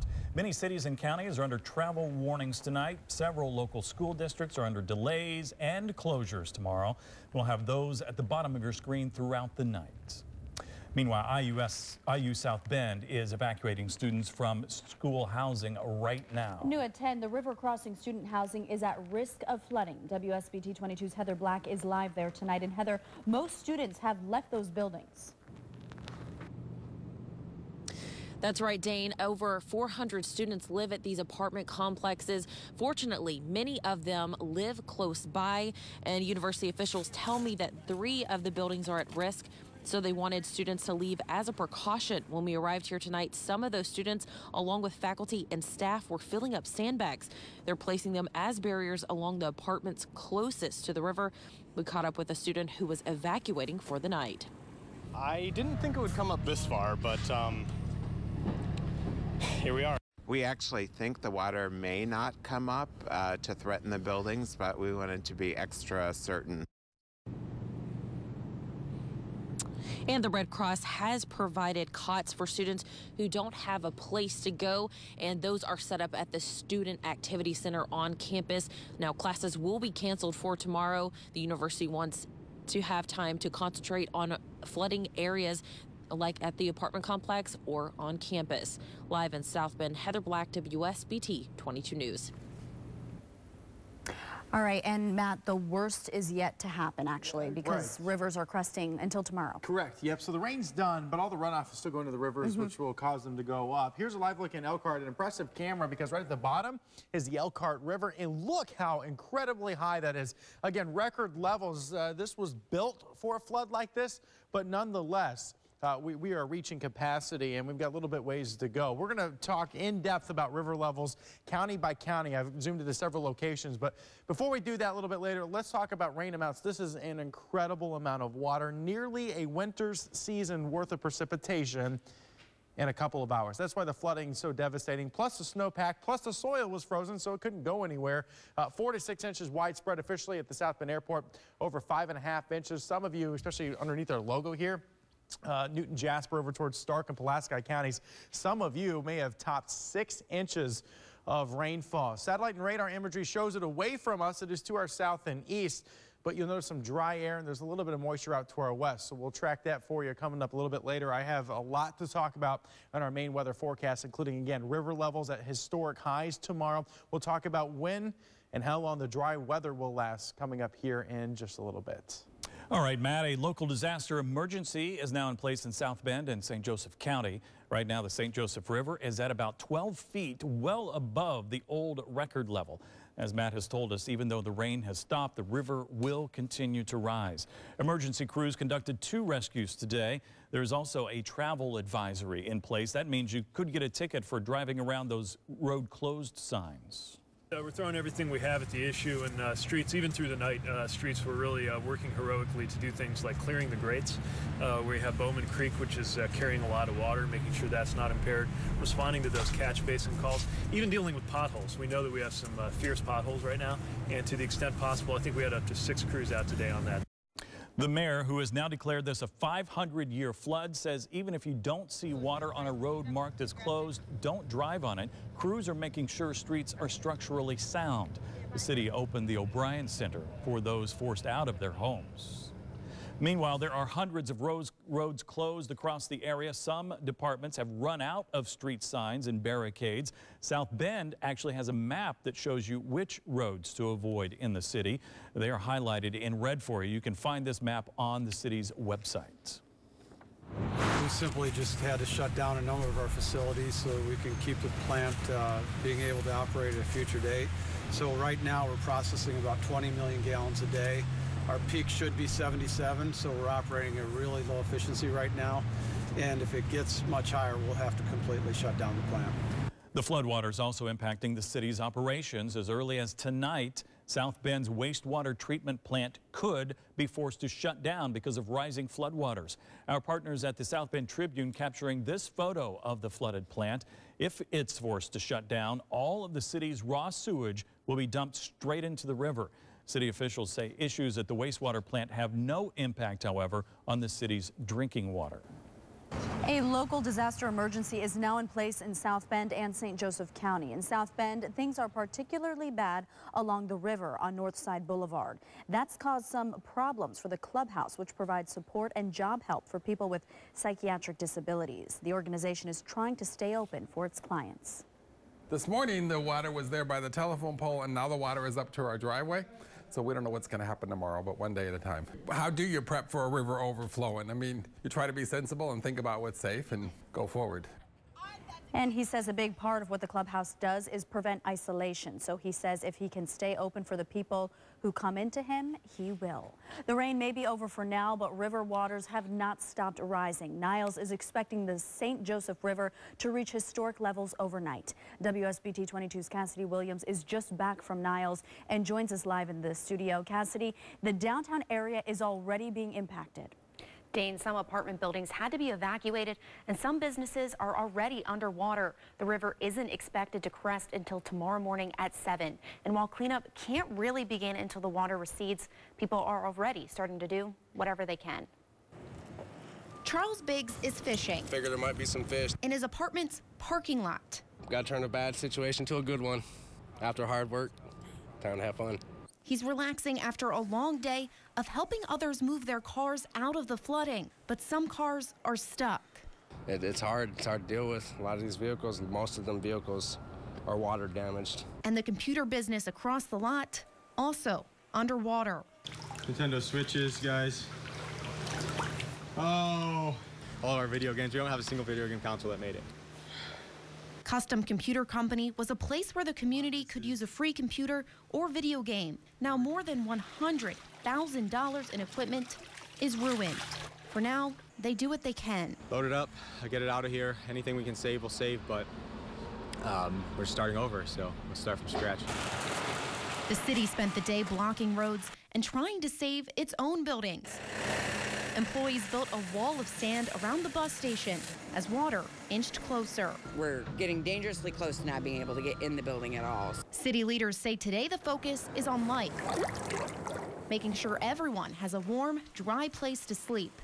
And while the historic level of flooding makes a good photo, the city asks you do the exact opposite of this. Really, people need to stay away from the downtown right now. There's still a current, there's fish in there, and it's contaminated. But many can't help but look at something they've never seen before. I've seen it flood bad down here before, but this is the worst. This is the worst flood I've seen in 60 years.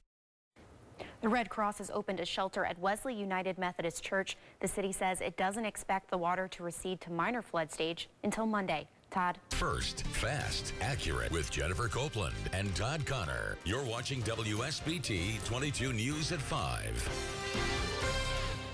Happening right now, flooding is still a major issue throughout our area. And the danger expected to remain for several days. I want to show you a live look from South Bend right now. The St. Joseph River has crested, but right now several roads, parks, and homes remain flooded. And Niles also dealing with significant flooding. This is a live look there. The city says at this point the full extent of the flood damage isn't clear. Elkhart County also has dangerous water levels. WSBT 22 has a team of reporters working to bring you important updates on what's happening where you live. We're going to check in with them throughout the newscast. WSBT 22 meteorologist Abby Wepler is tracking our next chance of rain, but we want to start with Chief Meteorologist Matt Rudkin. He's live along the St. Joseph River with an update on water levels. Matt. Todd, Jennifer, yeah, as expected, it's pretty significant out here. We're on Northside Boulevard, just a little bit ways from the Indiana University South Bend campus. I'll step out of the way. This is pretty incredible to see in person. This is often a busy road, as you know, that goes to Ironwood. You can see the van there. It's clearly submerged. Beyond that, there's a couple more vehicles and buildings as well. But obviously, the significance of this is pretty impressive. Record flooding. The St. Joseph River crested at 12.7 feet. The old record was 10.9. So this is something that none of us, at least since river gauges were installed decades ago, have ever seen. And the river's obviously raging. But if there's some good news, which we're trying to find here, because I know this has displaced many of you and your families, is that the water is receding, and it has crested. And I can show it to you just by looking at the pavement here. You can see where the water was a couple hours ago and where it is now. So it is receding very, very slowly. You can see it on some of the trees as well. But this is going to be a mess. After all this does recede in days, if not weeks, then we got to clean it up. We got to get the vehicles out of here. Obviously, the buildings are going to have some significant damage as well. And want to keep reiterating, too, roads such as this, and most especially county roads between the farm fields, a lot of them that were underwater are going to lose their support. So even though the water goes away from them, they're still not safe to drive on because they could collapse underneath, and those sinkholes could be several feet deep. Like, for example, on 331, there's a sinkhole that was 5-6 feet deep. So something to keep in mind, please, if crews have barricades up, obey them, find a new route to your destination. We've got team coverage, as we have all week, on this record-breaking flood. I want to send it over to WSBT's Caitlin Connon. She's live in South Bend at the wastewater treatment plant where she's been all day. And Caitlin, it was an absolute mess there this morning. They had to shut the thing down. Matt, that's because of all of that river water you're talking about. City leaders said the water levels got so high, they flooded some of these holding tanks. Things are back up and running now, but only at a limited capacity. The city says anything the plant can't process will end up back in the river, but sewage levels will be low, just 1 drop for every 500 drops of river water. Nearby neighbors are still concerned. John Reynolds woke up with brown water in his basement. He says it's sewage and he doesn't know what to do about it. It killed my furnace. It killed my hot water. Now, what? What do you do about it? The city can't do anything. Your insurance can't do anything. Won't do anything because it'll cost them money. And after I'm all through with this, I'll get a new insurance company. Reynolds says his neighbors also have water in their basement, but it's clear and cold. I spoke to them too, and even though their water is looking okay in the basement, they're still concerned about the state of the river. Hear what they have to say next at 6. Live in South Bend, Caitlin Connon, WSBT 22 News. And here is an updated map of road closures in South Bend. Michigan Street has reopened. 6 street crews are also out patching potholes around the city. You can find a list of street closures on our website, WSBT.com. All right, want to speak directly with Mayor Pete Buttigieg about the flood or anything else happening in the city? Mayor's Night Out is still happening within the hour. You can talk with the mayor one-on-one. It starts at 5:30 at Dickinson School on Elwood Avenue. The St. Joseph River in Niles is finally starting to recede. It crested at an historic level of 17.3 feet. WSBT 22's Cassidy Williams is live in Niles tonight. And Cassidy, many buildings are still in that standing water. Jennifer, the city has identified 50 buildings to be flooded, but like you said, the good news is it is starting to recede. You can see here just by on the street where the water was this morning by the watermark, and that has already moved back a couple feet. But the people here at the Parkview Apartments are still having trouble getting to their apartments, getting to their cars. And while there wasn't enough water in the apartments for them to be officially evacuated, many still wish they would have had more information. The St. Joseph River has become one with downtown Niles, and not everyone saw it coming. I had no idea it was this bad and realized my car was underwater. Teja Schizler lives at Parkview Apartments on 2nd Street. She can't get to her things, and her car is still in the parking lot, and some are stuck in their apartments. We on high ground on this side. Others improvised a way out. This morning, Niles Fire Chief Larry Lamb stopped by to make sure everyone was okay. He says he recommended to the property owner yesterday that people leave, but there wasn't enough risk to force an evacuation. He says it was the property owner's responsibility to share that message, but everyone I talked to heard nothing. No one's been here. Well, I thought somebody'd be around, do something, or tell us what to do, or show us a way out or something. Communication would have been a big help. I could have maybe gotten the car out yesterday morning. Niles Mayor Nick Shelton says the city sent out its first text alert Tuesday afternoon, and that city leaders did everything they could under unprecedented circumstances. The city has worked hard to ensure that information has been provided as often and as accurately as possible. The full extent of the flood damage is still unclear until the water makes its way back. Because you just never think. Rain, okay, but it's damaging my vehicle. It's moving me from my residence, my animals, my food in my refrigerator, just everything. Having to pick up and leave. The city is working on a website so that people will have one place to go to get a bunch of different flood resources. The city doesn't expect the water levels to drop below major flood level until mid next week. I did reach out to the property owner here at Parkview and did not get a call back. Coming up at 6, I'll have more on some of the city's buildings that are also flooded. Live in Niles, Cassidy Williams, WSBT 22 News. Right now, officials are closely monitoring the Buchanan Dam. Officials say the dam is operating as it was designed, but it's near capacity. A spokesperson for I&M Power says there are no signs of structural damage there, but the National Weather Service issued a flash flood watch for people living below the dam, areas like Buchanan and Berrien Springs. Our team coverage continues with WSBT 22 meteorologist Abby Wepler. And Abby, you're tracking more rain. Are you expecting significant rainfall? You know, this round that we're going to see later tonight, no, this is not going to be significant, but I know for some of you, any rain is not good rain, of course. With the images we have seen, it's nice to see a break on Storm Tracker radar where things are quiet. So aside from, of course, all those road closures we've been talking about, the evening commute, I do expect conditions have improved a bit throughout the day, allowing that water to recede. Here we go. This is the next system we're tracking. The heaviest rain, though, is going to stay to our south. I do expect, on average, we're going to see around 1/10 of an inch of rain. So watch what happens. This is through tomorrow morning.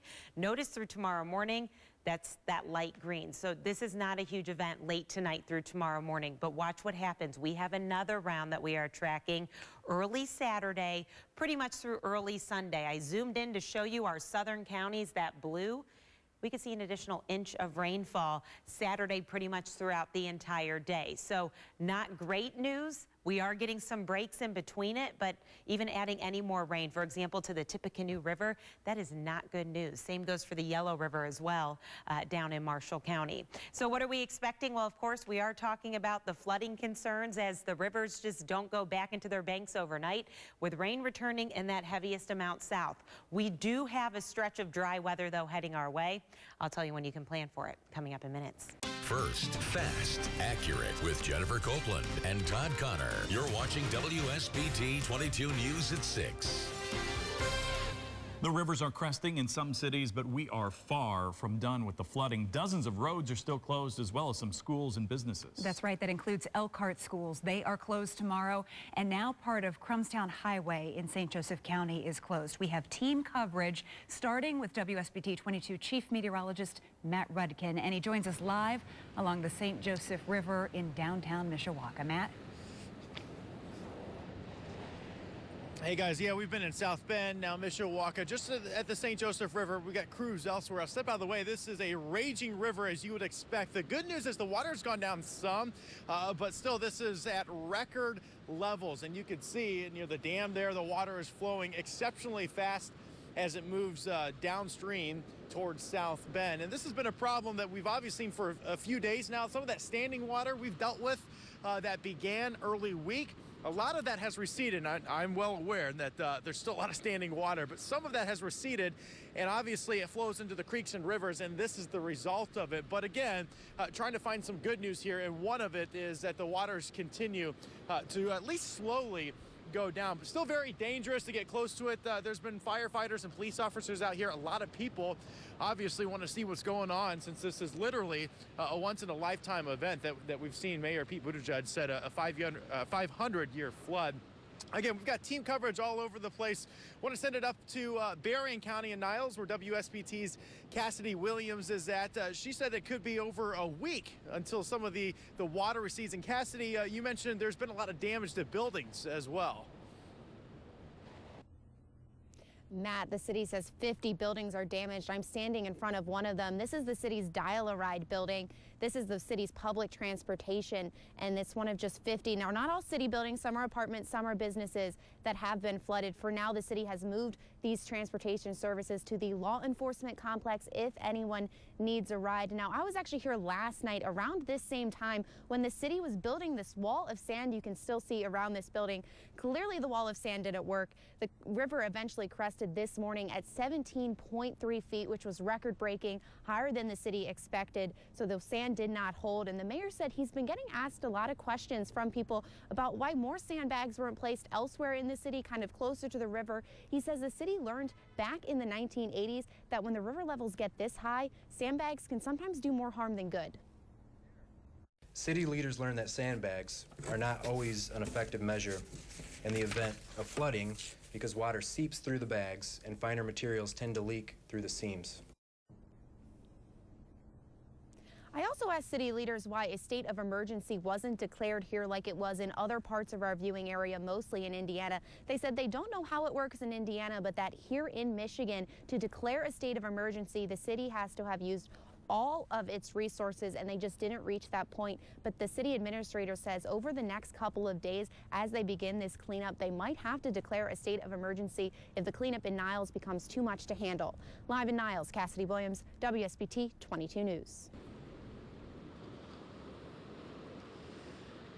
Now back out here in St. Joseph County, obviously, again, the St. Joe River has exceeded the banks. You can see the walkway. Many of you walk your dogs here, right? The kids after school, completely covered with water. All this water, where we're at Mishawaka, is heading right towards South Bend, and that has created significant issues for the wastewater treatment plant. We'll toss it over to WSBT 22's Caitlin Conn. She's been covering this all day. Caitlin, earlier today, they had to shut the plant down. How are things going now? It wasn't closed for long, just a few hours, but city leaders say the water levels on the river became so high that it flooded some of the holding tanks. Things are back up and running now, but only at a limited capacity. Leaders say any flow that can't be processed by the plant will end up back in the river, but any sewage would be diluted. Just one drop for every 500 drops of river water. Even with that in mind, some families are taking precautions tonight. Yeah, no, we're not going to drink it. Right, yeah. And being cautious with what we're cleaning up. It doesn't seem to be sewage in most of the water, but I see water coming in through the sewer line. It seems like it's just a ton of water, so probably a lot of river water is in the sewer water as well. Curry says even though he says he's even avoiding flushing his toilets, but even though the water in his basement is clear, he says there are other houses on the street that have murky water they believe has sewage in it. Live in South Bend, Caitlin Connon, WSBT 22 News. First, fast, accurate. You're watching WSBT 22 News at midday. Happening right now, Indiana Governor Eric Holcomb is in South Bend touring the impact of our historic flooding. WSBT 22's Todd Connor is live near IU South Bend. Todd, the governor is finishing up the first of several tours right now. Yeah, Bob, he arrived about an hour ago. Right now, he is surveying the damage and the flooding all throughout the region. But right now, he is with South Bend and St. Joseph County leaders. Also joining him on this trip is the Homeland Security Director, Brian Langley. The leaders are not only looking at the damage, but trying to find out what's needed to help people recover. First responders also getting a chance to talk to the governor about what they've seen. Now, the tour will include IU South Bend, where classes were actually canceled yesterday, and hundreds of students were evacuated from apartments. The good news there, the water did not get into the buildings. In about 30 minutes or so, we expect to be able to speak to the governor. Then he is taken off to Elkhart County to take a look at the damage and flooding there, specifically in Goshen. We will follow him there and have the very latest for you coming up starting on First at 4. In South Bend, Todd Connor, WSBT 22 News. Todd, thank you very much. Things are improving slowly. There is still major flooding, though, in many areas. Many of these areas over record flood stage from previous records. We continue our team coverage with WSBT 22's Jesse Schultz. Jesse is in Berrien County, and specifically, Jesse, what's it like where you are? Well, Bob, I'm in Niles right now, and as you can see around me, we are still dealing with a lot of flooding. As I continue to walk deeper, as I continue to walk, the water is getting deeper. As you can see how high it's getting on my boots, but there are signs of this water receding, so that is good news.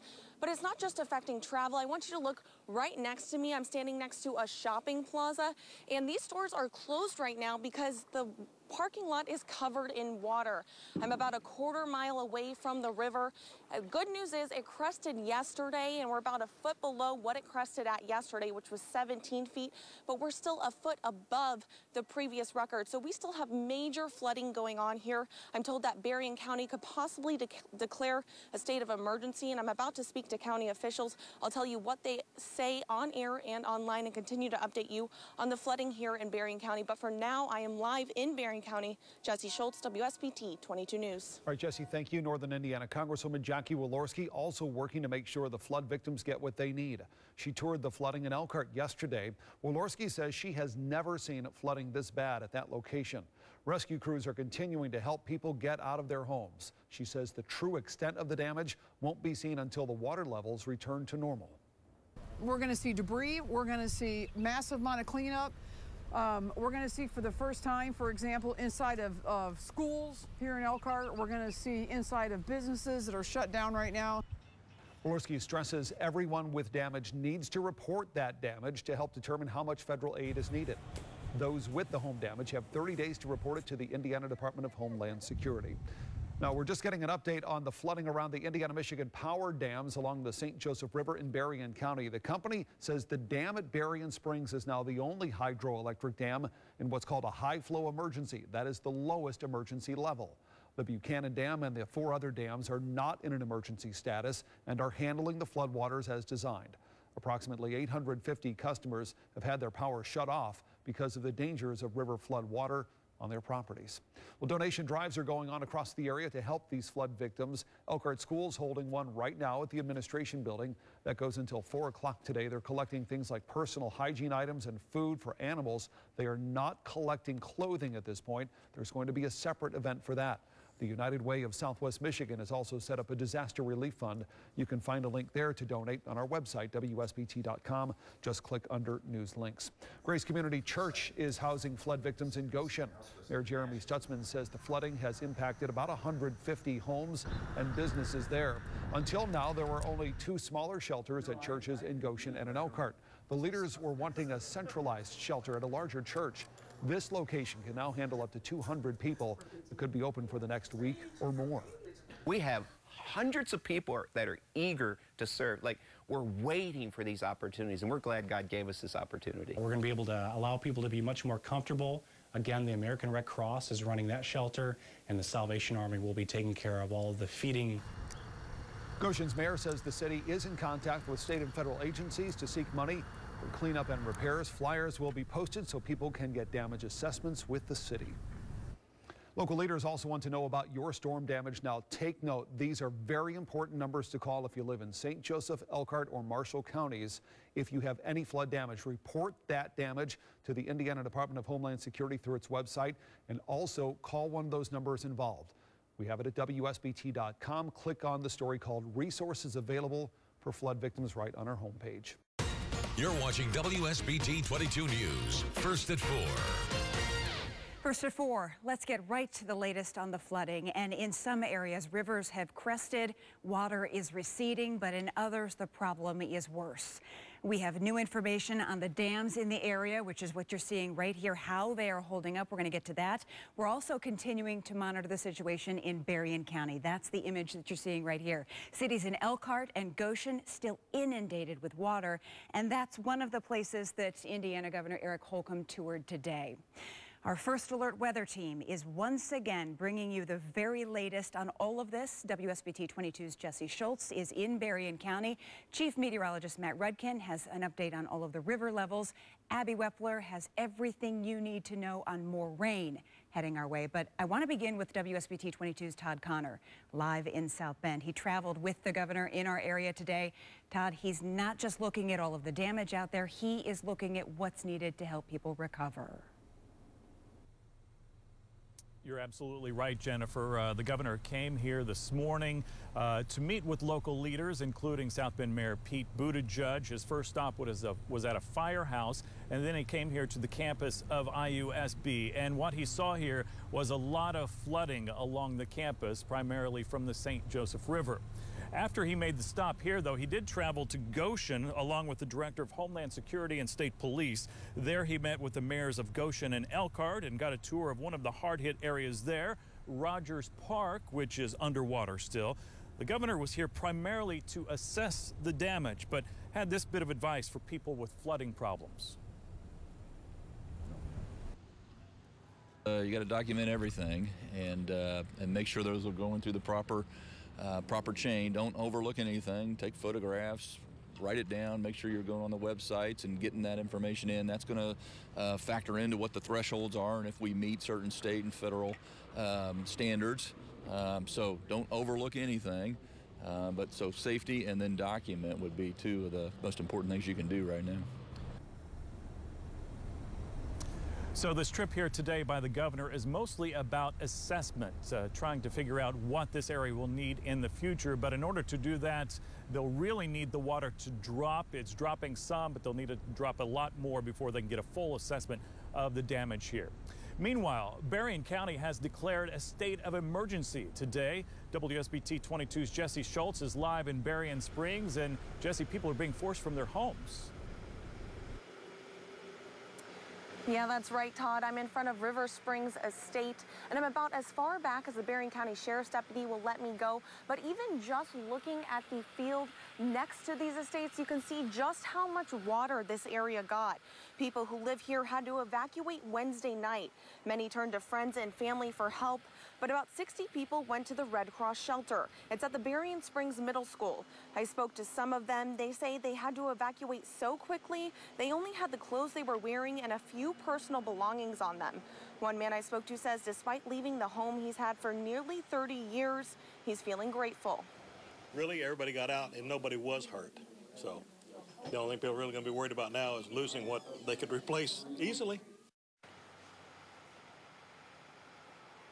During the short time that we've been here, I've seen many people drive past these barriers and go into their homes to get a few personal belongings. It's really the first time that they've had a chance to assess their homes since they had to evacuate on Wednesday night. Now, coming up a little later on WSBT 22 News, you'll hear from some county officials about what you could do to possibly help. I'm live in Berrien Springs. Jesse Schultz, WSBT 22 News. All right, so a lot of people still facing a lot of problems. The water is still high, and I know a lot of people still have a lot of water in their basements and serious problems and major damage in their homes. We're following all of this, and of course, we'll keep following the governor, and I'll talk to some of the mayors as well later on at 5 and at 6. But for now, Jennifer, I'll see you back here at 4:30 with another live report, but as of now, back to you. We will see you then. Much, Todd. You know, Elkhart Community Schools is partnering with the city leaders and also the Red Cross to collect donations for flood victims. They're asking for personal hygiene products for those evacuated from their homes earlier this week. Monetary donations can be dropped off at the Elkhart City Police Department. The Humane Society is also in critical need of supplies for pets displaced by the flood. There will be a yellow school bus posted outside the Elkhart Memorial High School boys basketball game tonight. It's at Northside Middle School at Cassopolis and Bristol Streets. And WSBT 22's Veronica Ortega will have more about those efforts coming up at 5 o'clock. You know, the big concern right now, those river levels. As we said earlier, some of the waterways have crested, but others still have a ways to go. Chief Meteorologist Matt Rudkin has the latest on where the rivers in our area stand right now. Yeah, Jennifer, I want to do what we've been doing the past few days and give you a close-up look at individual rivers and communities. Here's the map. The green colors here indicate the individual river warning. So let's zoom into a couple of locations and tell you what we're expecting here.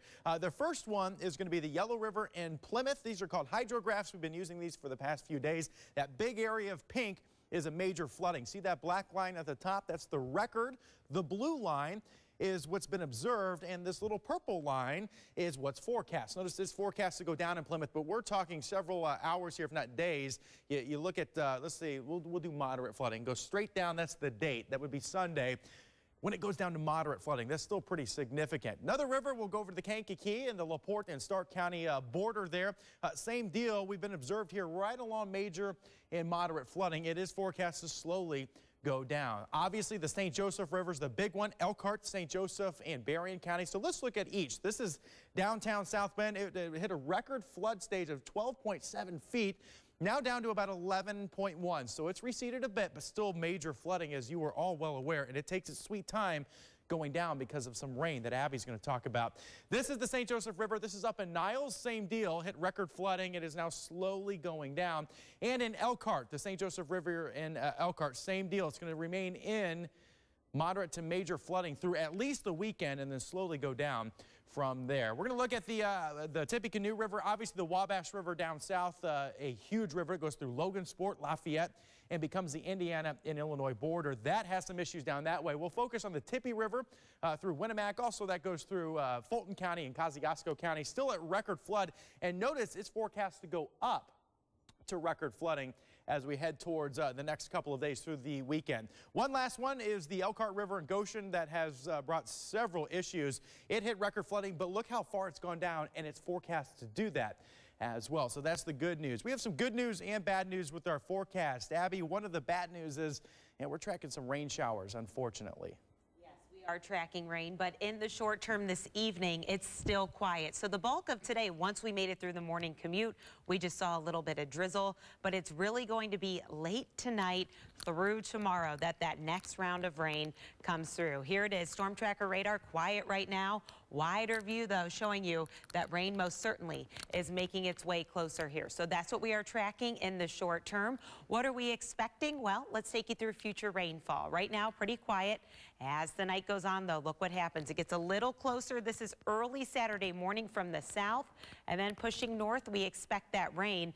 Here we go. Saturday night into Sunday. That's when we finally get that final push of rain. Some of our southern cities where you see that blue, for example, Fulton and also Kosciuszko, you're going to see a little bit heavier rain, but we're really missing that swath of heavy rain of about 1.5 inches in Indianapolis. Here, we can see anywhere from about 3/10 to a 1/2 inch of rain. We're going to talk much more about this rain moving in and also a much needed dry pattern building in behind it coming up in minutes. We begin again this half hour with the latest on our flooding situation. Want to get right out to WSBT 22's Todd Connor. He is live at one of the hardest hit areas in South Bend. I know you're along North Shore Drive right now, Todd, and you also talked with the governor as he was out touring the area, seeing all the damage that's out there. Yeah, Jennifer, we are on the campus of IUSB right now. You can see the St. Joe River behind me. The red bridge is the pedestrian bridge that connects both parts of the campus of IUSB to each other over the St. Joe River. And the governor was here just a matter of hours ago. He wanted to get a firsthand look at just how bad the flooding was. You can see this river is still really high. The housing over there, that's where hundreds of IUSB students were evacuated because of the high water. The sandbag's still in place, but the students, I was told by the university today, they can return.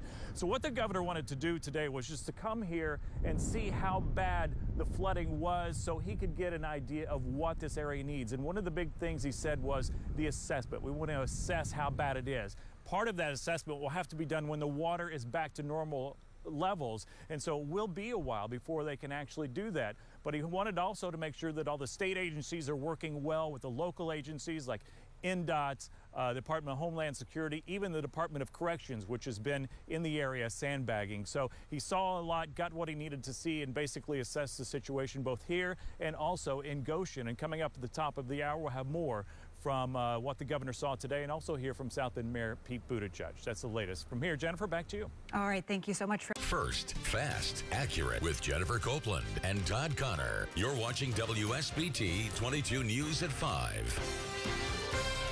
Widespread flooding continues to impact many of you right now. This is a live look from Elkhart. The St. Joseph River still at major flood stage.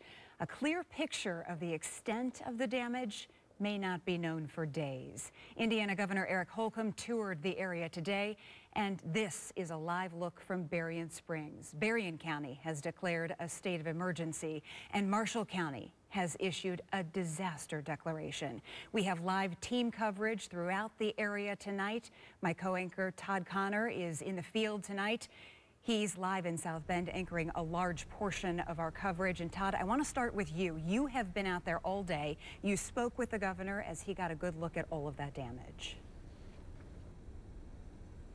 I certainly did, Jennifer. We are on the campus of IUSB right now. The governor wanted to come to the area to assess mainly how much damage there is and how bad the flooding is still, even though the floodwaters have receded quite some bit. He got a first look at how the situation here is on the campus of IUSB, as well as he went to Goshen later. The governor's team, including the director of the Homeland Security Department, stopped at IUSB where they got the brief tour. When I asked him what he saw, he said he saw agencies and people working together, and that's what he wanted. He says agencies like NDOT, DHS, DOC, the Department of Corrections, and others have already been providing lots of support. Here's what South Bend Mayor Pete Buttigieg had to say. The reason the Department of Transportation is so important is that we're going to need inspection on some of these areas, for example, bridges, making sure that they're still in good shape. And so the city, state, and county all have to be working together closely on that. He's made clear he's committed to making sure that'll happen. And after the governor left here, as I said, he went to Goshen to meet with the mayor of Elkhart and Goshen, and he also met with some volunteers and other city workers over there just to see how they were managing to get through all of this, and again assessing the damage there as well. Meanwhile, parks in South Bend are also impacted by the high water. Right now, 9 parks are closed. Officials say it's too soon to make a full assessment of damage to the parks across the city. This is a picture from our reporting partners at the South Bend Tribune. Pinhook Lagoon has swallowed up the area leading to its buildings.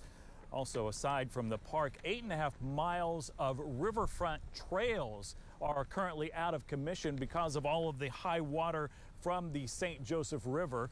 I know our Matt Rudkin, chief meteorologist, has been following the river levels for us for some time now, Matt. I know some of them have gone down. Have all of the rivers in the area crested? Yeah, good question. The answer is no. There's a few that still have to get higher. Well, let's go county by county here and river by river. We'll start with the Yellow River in Plymouth, where it has been awful for those of you down that way for a while. The pink area here is major flood. See the blue line? That's where the river waters were, crested at 17.65 feet, a new record. The purple line here is where it's expected to go. And if you look down at the bottom, these are the days. See where it says Sunday, Tuesday. So Monday would be in the middle. It will start to recede below major flood stage by about Monday. Let's go down towards the Kankakee River here, the LaPorte-Stark County line. You'll notice it was pretty much about 13 feet or so right around major flood stage. Did not reach the record, but still forecast to slowly recede over the next couple of days. St. Joseph River, I've got 3 different rivers I'll talk about here, at least 3 different cities within the river basin here. Let's start with South Bend. The record, new record now, 12.7 feet, which occurred yesterday morning. Notice it is forecast to go a little bit lower, but still a major flood stage through at least Tuesday. This is the St. Joseph River up in Niles. Same deal. You are still a major flood stage, but notice forecast to go down a little bit lower, but even longer up that way since you're downstream in Niles, probably by Tuesday or Wednesday. In Elkhart, same deal. It's going to stay a major flood stage through at earliest Monday, continuing to slowly go down. Even moderate flood stage, though, is still pretty significant. Wabash River is over its banks. Big issues down by Logansport and Lafayette. Let's focus on the Tippy River, though, which obviously goes through Fulton, Kosciuszko, and Pulaski counties. The biggest issue is actually in downtown Winnemac. The city park there has just been underwater, which is notorious for flooding, but it's significant this time, clearly, with near record flooding expected to occur. See, the forecast here goes up to the record line by Sunday. So the issues in Winnemac are going to get worse, unfortunately, through the weekend. The last river we will look at is the Elkhart River in Goshen. You can see it peaked at record just about 12.5 feet.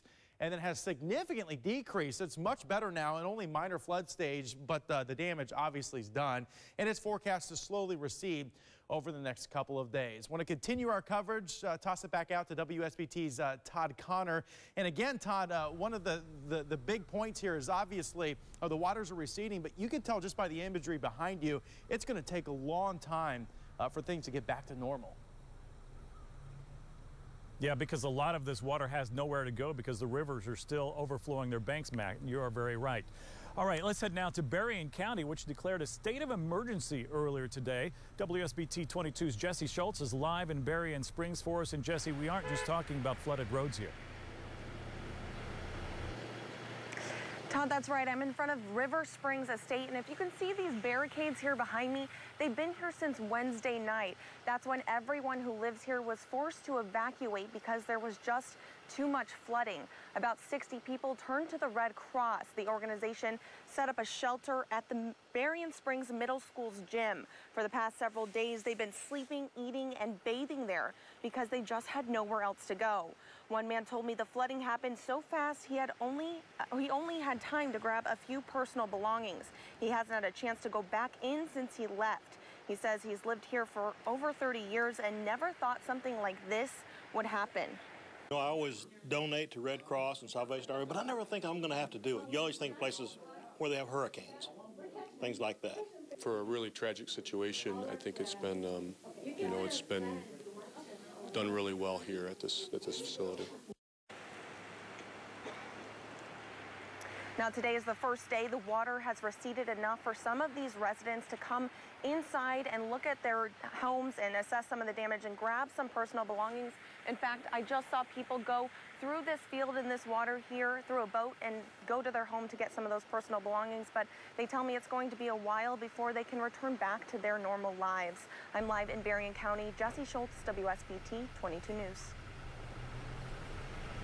Boy, a real mess up there, Jesse. Thank you very much. We do have a lot of information for all of you suffering from flood damage and are affected by this. Take a look at your screen. If you are cleaning up from rising floodwaters in St. Joseph and Elkhart counties, you can call these numbers to report damage. And again, the reason that's so important is that will tally up and that will help the state get more resources from the federal government or possibly qualify for federal funding. So very important there. You can also find these numbers on WSBT.com. Click on the story called Resources for flood victims. And of course, you can find many more critical resources on our website, including road closures, which we are updating as often as we can and as often as we hear from the counties and the cities affected in having so many flooding problems. Meanwhile, Jennifer, I will have more coming up later on in the show from here in South Bend at IUSB. Back to you. It is going to take so long for so many of these people just to even get back on their feet. You know, it's not just our area dealing with this here in Indiana as far as the flooding goes. Did Governor Holcomb touch on that today? Yeah, he certainly did, because I was asking him about what state resources were coming into our area to help us. And he was telling me all the different ones, like the Department of Corrections, NDOT, Department of Homeland Security, they're all coming here. But he said the state is kind of split because they're having to send resources to southern Indiana because the Ohio River is flooding down there. So all throughout our state, at least from top to bottom, we are having some major problems, and really might tax state resources come down the road a little bit. Yeah, so Jennifer, many people, back to you. So many people going through this. Todd, thank you very much. WSBT 22 meteorologist Abby Wepler continues our team coverage now, and the unfortunate thing, but we have to talk about it. Right. Rain in the forecast. We do have rain in the forecast, and it's going to be here just as soon as tomorrow morning. So you look at radar, when it looks like this, I know a lot of you at home, you're just kind of breathing a sigh of relief. I mean, just seeing those images from Todd and from Jesse out there, yeah, it's nice to see a quiet radar. But I'm going to widen the view for you, and just to show you, more rain is on the way. Now, what we're expecting being on the northern edge of this is that we're going to see at least the lesser amounts when we're talking about rain. So that is good news for us here at home, but not good, of course, downstate, where you heard Todd just say about the Ohio River flooding, where they're going to be dealing with more rain than we are over the next 24 hours. So Futurecast, I'm taking you through your Friday evening. I do not expect any issues on Friday tonight, actually, as you're making your way across the area. Tomorrow, early from the south, pushing north, the rain moves in very early on. We can see a little bit of a mix as temperatures are going to kind of hover around that freezing point. Notice, though, as we get into tomorrow night, there's that next wave of rain with the heaviest rain just to our south and east. So we are expecting more rain into early Sunday. I'll let you know, though, about a dry weather pattern heading our way coming up in minutes. Abby, thank you. You know, kids went back to school today in Goshen. Some of them even had a special escort. A busy stretch of Plymouth Avenue that leads to the middle school was flooded this week. WSBT 22 Elkhart County reporter Ed Ernstis has this exclusive look at how Goshen firefighters helped them out. With school back in session today, a number of students began their walk to Goshen Middle School. A busy stretch of Plymouth Avenue, which was underwater earlier this week, runs alongside Shanklin Park. While the street is now clear of floodwater, the walkway isn't. With safety in mind, last night school administrators contacted the mayor's office asking if firefighters could shuttle the walking students to school. The one place we were worried about was this walking path right here. And Mayor Stutzman offered to have the fire department come out here just to ensure the safety, because otherwise the kids might have to walk in the roadway. So whether the students were heading to school on foot, by skateboard, or bicycle, firefighters shuttled them aboard a Parks Department van to avoid having them walk the flooded path to school. Because the sidewalks are blocked, of course we can't have students walking out on a very busy state highway like this. So thankfully, our fire department, mayor, and our superintendents worked out this plan together to make sure everybody gets there safely.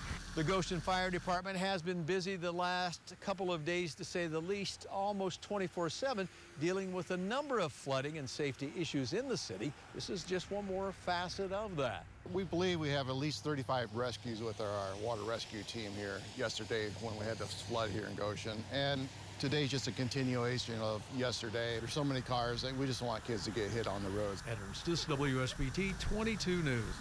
First, fast, accurate with Jennifer Copeland and Todd Connor. You're watching WSBT 22 News at 5:30. Happening right now, flooding is a major concern throughout our entire area. This is a live look from Berrien Springs. Berrien County has declared a state of emergency, and WSBT 22's Jesse Schultz will have more on that tonight at 6 o'clock. And in Indiana, Governor Holcomb was here touring the historic flooding. I want to bring my co-anchor Todd Connor back in now. He is anchoring a large part of our coverage from the field tonight. Todd, I know you spoke with the governor today, and you've been out there talking with people in flooded areas. Give us a sense of what you've seen.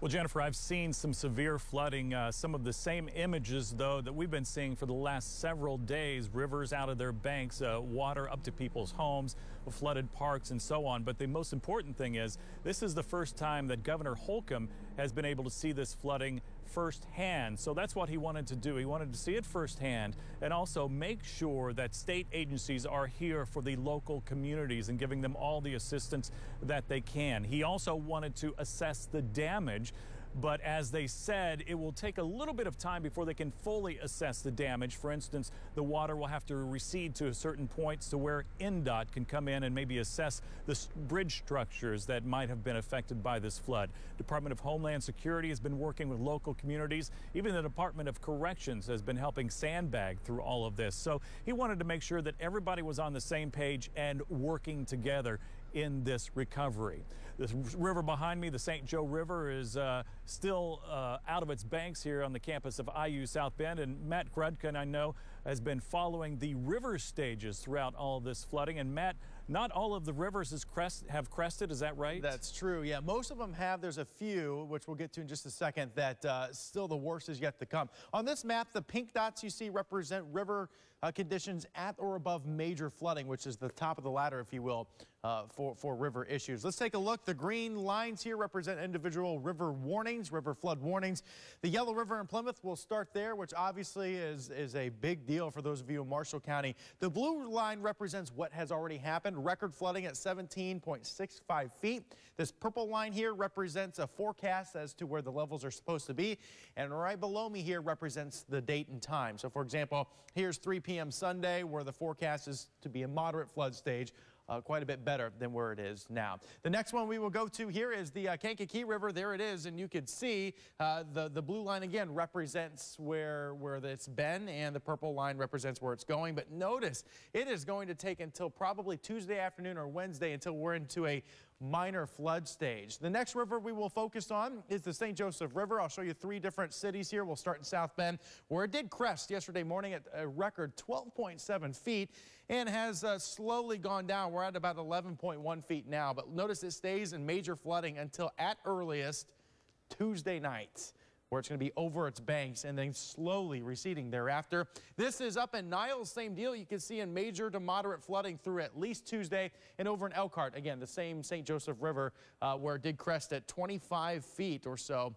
Continues to flow down as we head towards early next week. Wabash River causing significant issues for Wabash, Logansport, and Lafayette. Tippecanoe River, if you live in Winnemac, you are well aware of the problems this is bringing, not just Winnemac, but also Fulton and Kosciuszko counties. But I'll show you the map here for the Tippecanoe River. This is the problem here. Notice it crests later this weekend, and it stays near record flooding all the way until Tuesday. The last river I want to show you is the Elkhart River in downtown Goshen, and it crested at 12.5 feet or just shy of that. Look how far it's already fallen. So it's only a minor flood stage now.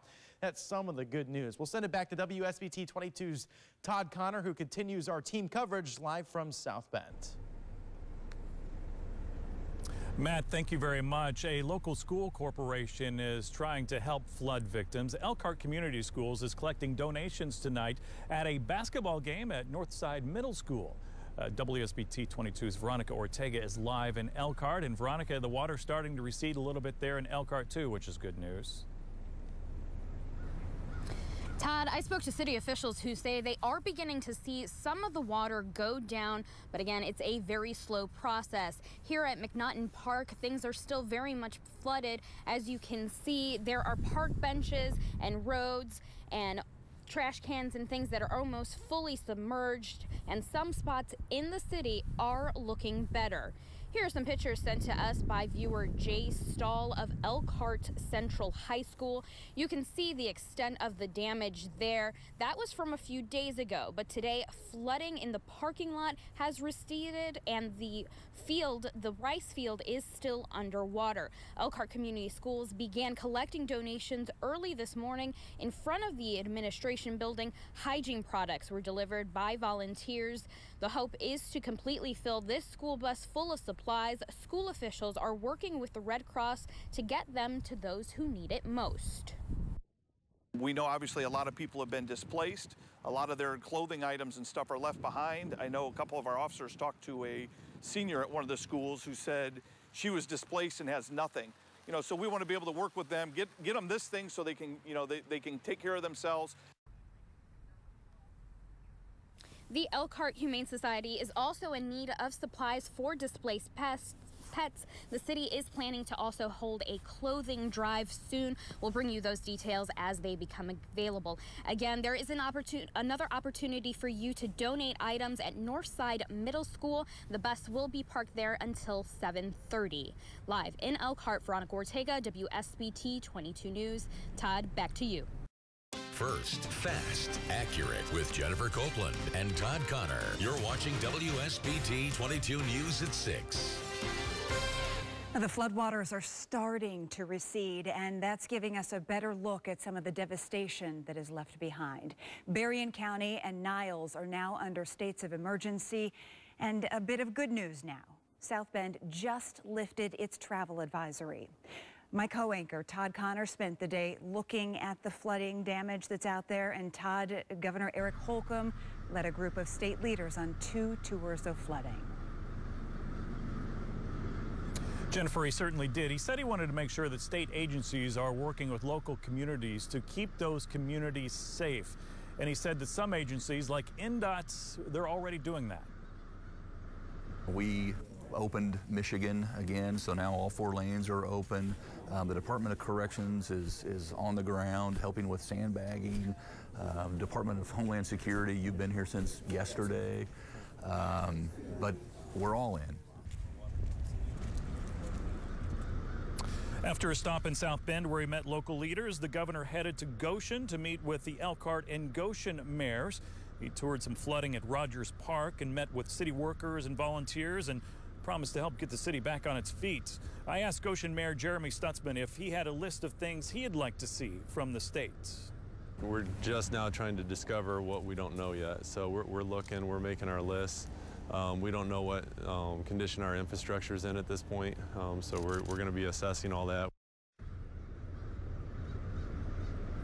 And speaking of assessment, that's part of the reason that the governor wanted to come here as well. He wanted to assess the damage. He wanted to see the flooding firsthand, and he got a chance to do that in a couple of brief tours here today, one at IUSB where we are now and another in Goshen. But it will take some time to assess the entire damage because the water will need to go down quite a bit for them to do that. Speaking of the water going down, it is starting to recede in many places, though in Berrien County, they did just declare a state of emergency today. WSBT 22's Jesse Schultz is live in Berrien Springs. And Jesse, 60 people are homeless as of right now, is that right?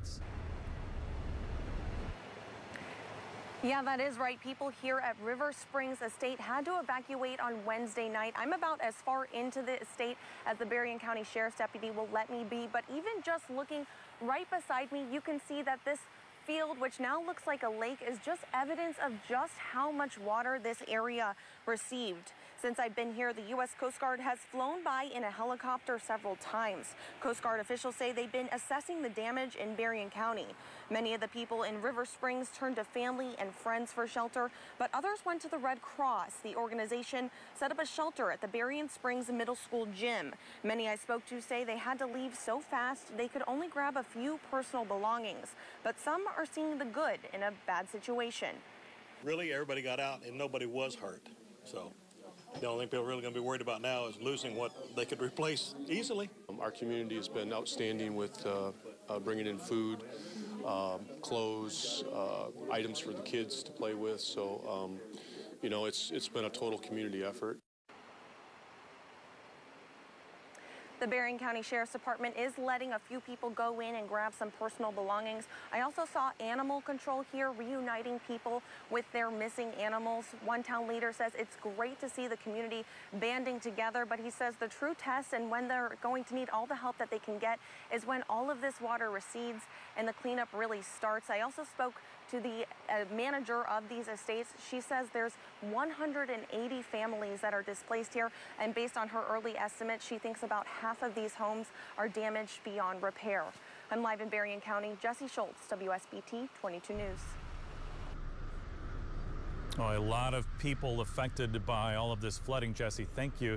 And of course, it's not just homes, but businesses as well. Lots of businesses on both sides of the state line closing down and now hoping to reopen soon. In Goshen, Kroger sent engineers in to inspect the store on Chicago Avenue. The water was inside the store. This is not far from where the governor was today. Crews are inspecting the building and cleaning up the debris. They will throw away anything that is contaminated or damaged, they assure you of that. The store will remain closed for now, but Kroger is sending a mobile pharmacy to restore prescription service, and the fuel center will also reopen within the next week. But we're not out of the woods yet, at least as far as the rain is concerned. Chief Meteorologist Matt Rudkin is talking about more rain heading our way, right, Matt? More rain, yep, and we'll talk about that in a few minutes. I want to continue to update you on river levels. I know many of you are still looking for this information. From the National Weather Service, these are river forecasts. The blue line's what happened. This purple line is what will happen, at least forecast. And the pink area here is major flood. That's when it's over its banks, creating issues. And notice, it doesn't start to subside into a minor or moderate flood stage until Sunday night and into Monday. We'll make our way to the Kankakee River. Again, it did crest and it continues to pretty much flatline, but eventually is forecast to go down by later in on the weekend. St. Joseph River obviously impacting Elkhart, St. Joseph, and Berrien counties. Let's look at three cities. This is downtown South Bend. Record crest at 12.7 feet. It is forecast to go down, but it's going to take time. That's Tuesday or Wednesday next week before it's in moderate flood stage. This is in Niles. Notice again, record crest of 17 feet. It has continued to forecast to go down to a minor flood stage by about Tuesday or Wednesday next week. And this is in Elkhart, much of the same, forecast to go down, but it's going to take even longer out that way. We'll make our way down into our southern counties as we head to the Tippecanoe River, where you've seen significant issues in not just Winnemac, but also in Fulton County and Kosciuszko counties with a river that's obviously at its capacity for holding water. You'll notice this river, at least in Winnemac, is forecast to actually continue to worsen, eventually cresting by about Saturday afternoon or early Sunday. So the flooding will get worse there before it gets better. The last river I want to show you is the Elkhart River in Goshen, where obviously this created major problems. It did crest at record levels, but has already receded to a minor flood stage. So things are much better in Goshen, but now you're in the cleanup process out that way. I do have some rain, unfortunately, we got to talk about for the weekend, but there is some sunshine and dry weather to talk about as well. I'll have your forecast coming up in about 8-10 minutes. All right, Matt, thank you very much. So a little good news for some. The St. Joseph River in Elkhart cresting and beginning to go down. That is a good thing for a lot of those people there, but still a lot of people need help. Elkhart Community Schools is reaching out to help some of those people. WSBT 22's Veronica Ortega is live in Elkhart right now with more on that story. Veronica. Todd, first responders assisted with more than 200 evacuations and rescues since flooding began. But things have slowed down in the past 24 hours, but many people still out of their homes remain in need of help. Elkhart Central High School was one of the hardest hit areas in the city. Rice Field remains underwater, but the parking lot is no longer flooded. The donation drive started this morning. Within a few hours, they had about a quarter of a school bus filled. School and city officials are working with the Red Cross to distribute supplies collected to those in need. The most critical things needed right now are personal hygiene products and monetary donations, which can be dropped off at the Elkhart City Police Department. It's just great to see the community coming together, the city, the school system, you know, students, teachers. We had students out the other day that were helping fill sandbags. So it's just great to see everybody come together. We hope we can continue this effort as we all work through this recovery process. The Elkhart County Humane Society is also in need of pet supplies for those displaced pets. You can drop those donations off tonight at the boys basketball game at Northside Middle School. They will have a school bus parked there until 7:30. Live in Elkhart, Veronica Ortega, WSBT 22 News. All right, Veronica, thank you very much. So the flooding beginning to recede, but it's going to take a few more days still. And then that's when the massive cleanup will begin. And hopefully we'll have a better assessment of how much damage was done. Governor Holcomb wanting to remind people again to document and report their damage to the appropriate state or local agency so that your area can qualify for state and federal assistance. Very important to do that, he said. That is the latest from here on the IUSB campus. Jennifer, back to you. All of that documentation becomes very important when something like this happens. And of course, all of the cleanup is something that will be ongoing and we will be following for, unfortunately, months to come. Todd, thank you very much out there. Meantime, kids went back to school in Goshen with a special escort today. A busy stretch of Plymouth Avenue was flooded this week, and the water on the roadway went down, but the sidewalk that middle school students use is still flooded. So firefighters helped to shuttle those kids to school to keep them safe. The one place we were worried about was this walking path right here. And Mayor Stutzman offered to have the fire department come out here just to ensure the safety, because otherwise the kids might have to walk in the roadway. And this is one of our busier roads. The school system hopes the sidewalk will be clear of water by next week. The flooding in Knox is causing concerns at the wastewater treatment plant there. City leaders say it's running at near capacity. Things are expected to get worse, so the city is asking people to just take precautions like reducing water use. They really want to make sure that your basement and your bathroom floor drains are not plugged. Now, the Knox wastewater plant could be shut down in the next 48 hours. You're being asked to report any flood damage that you have, so here are some numbers to call if you live in St. Joseph, Elkhart, or Marshall counties. You can also report damage to the Indiana Department of Homeland Security through its website. We have all of the numbers on WSBT.com for you, so just click on the story that you see there titled Resources Available for Flood Victims.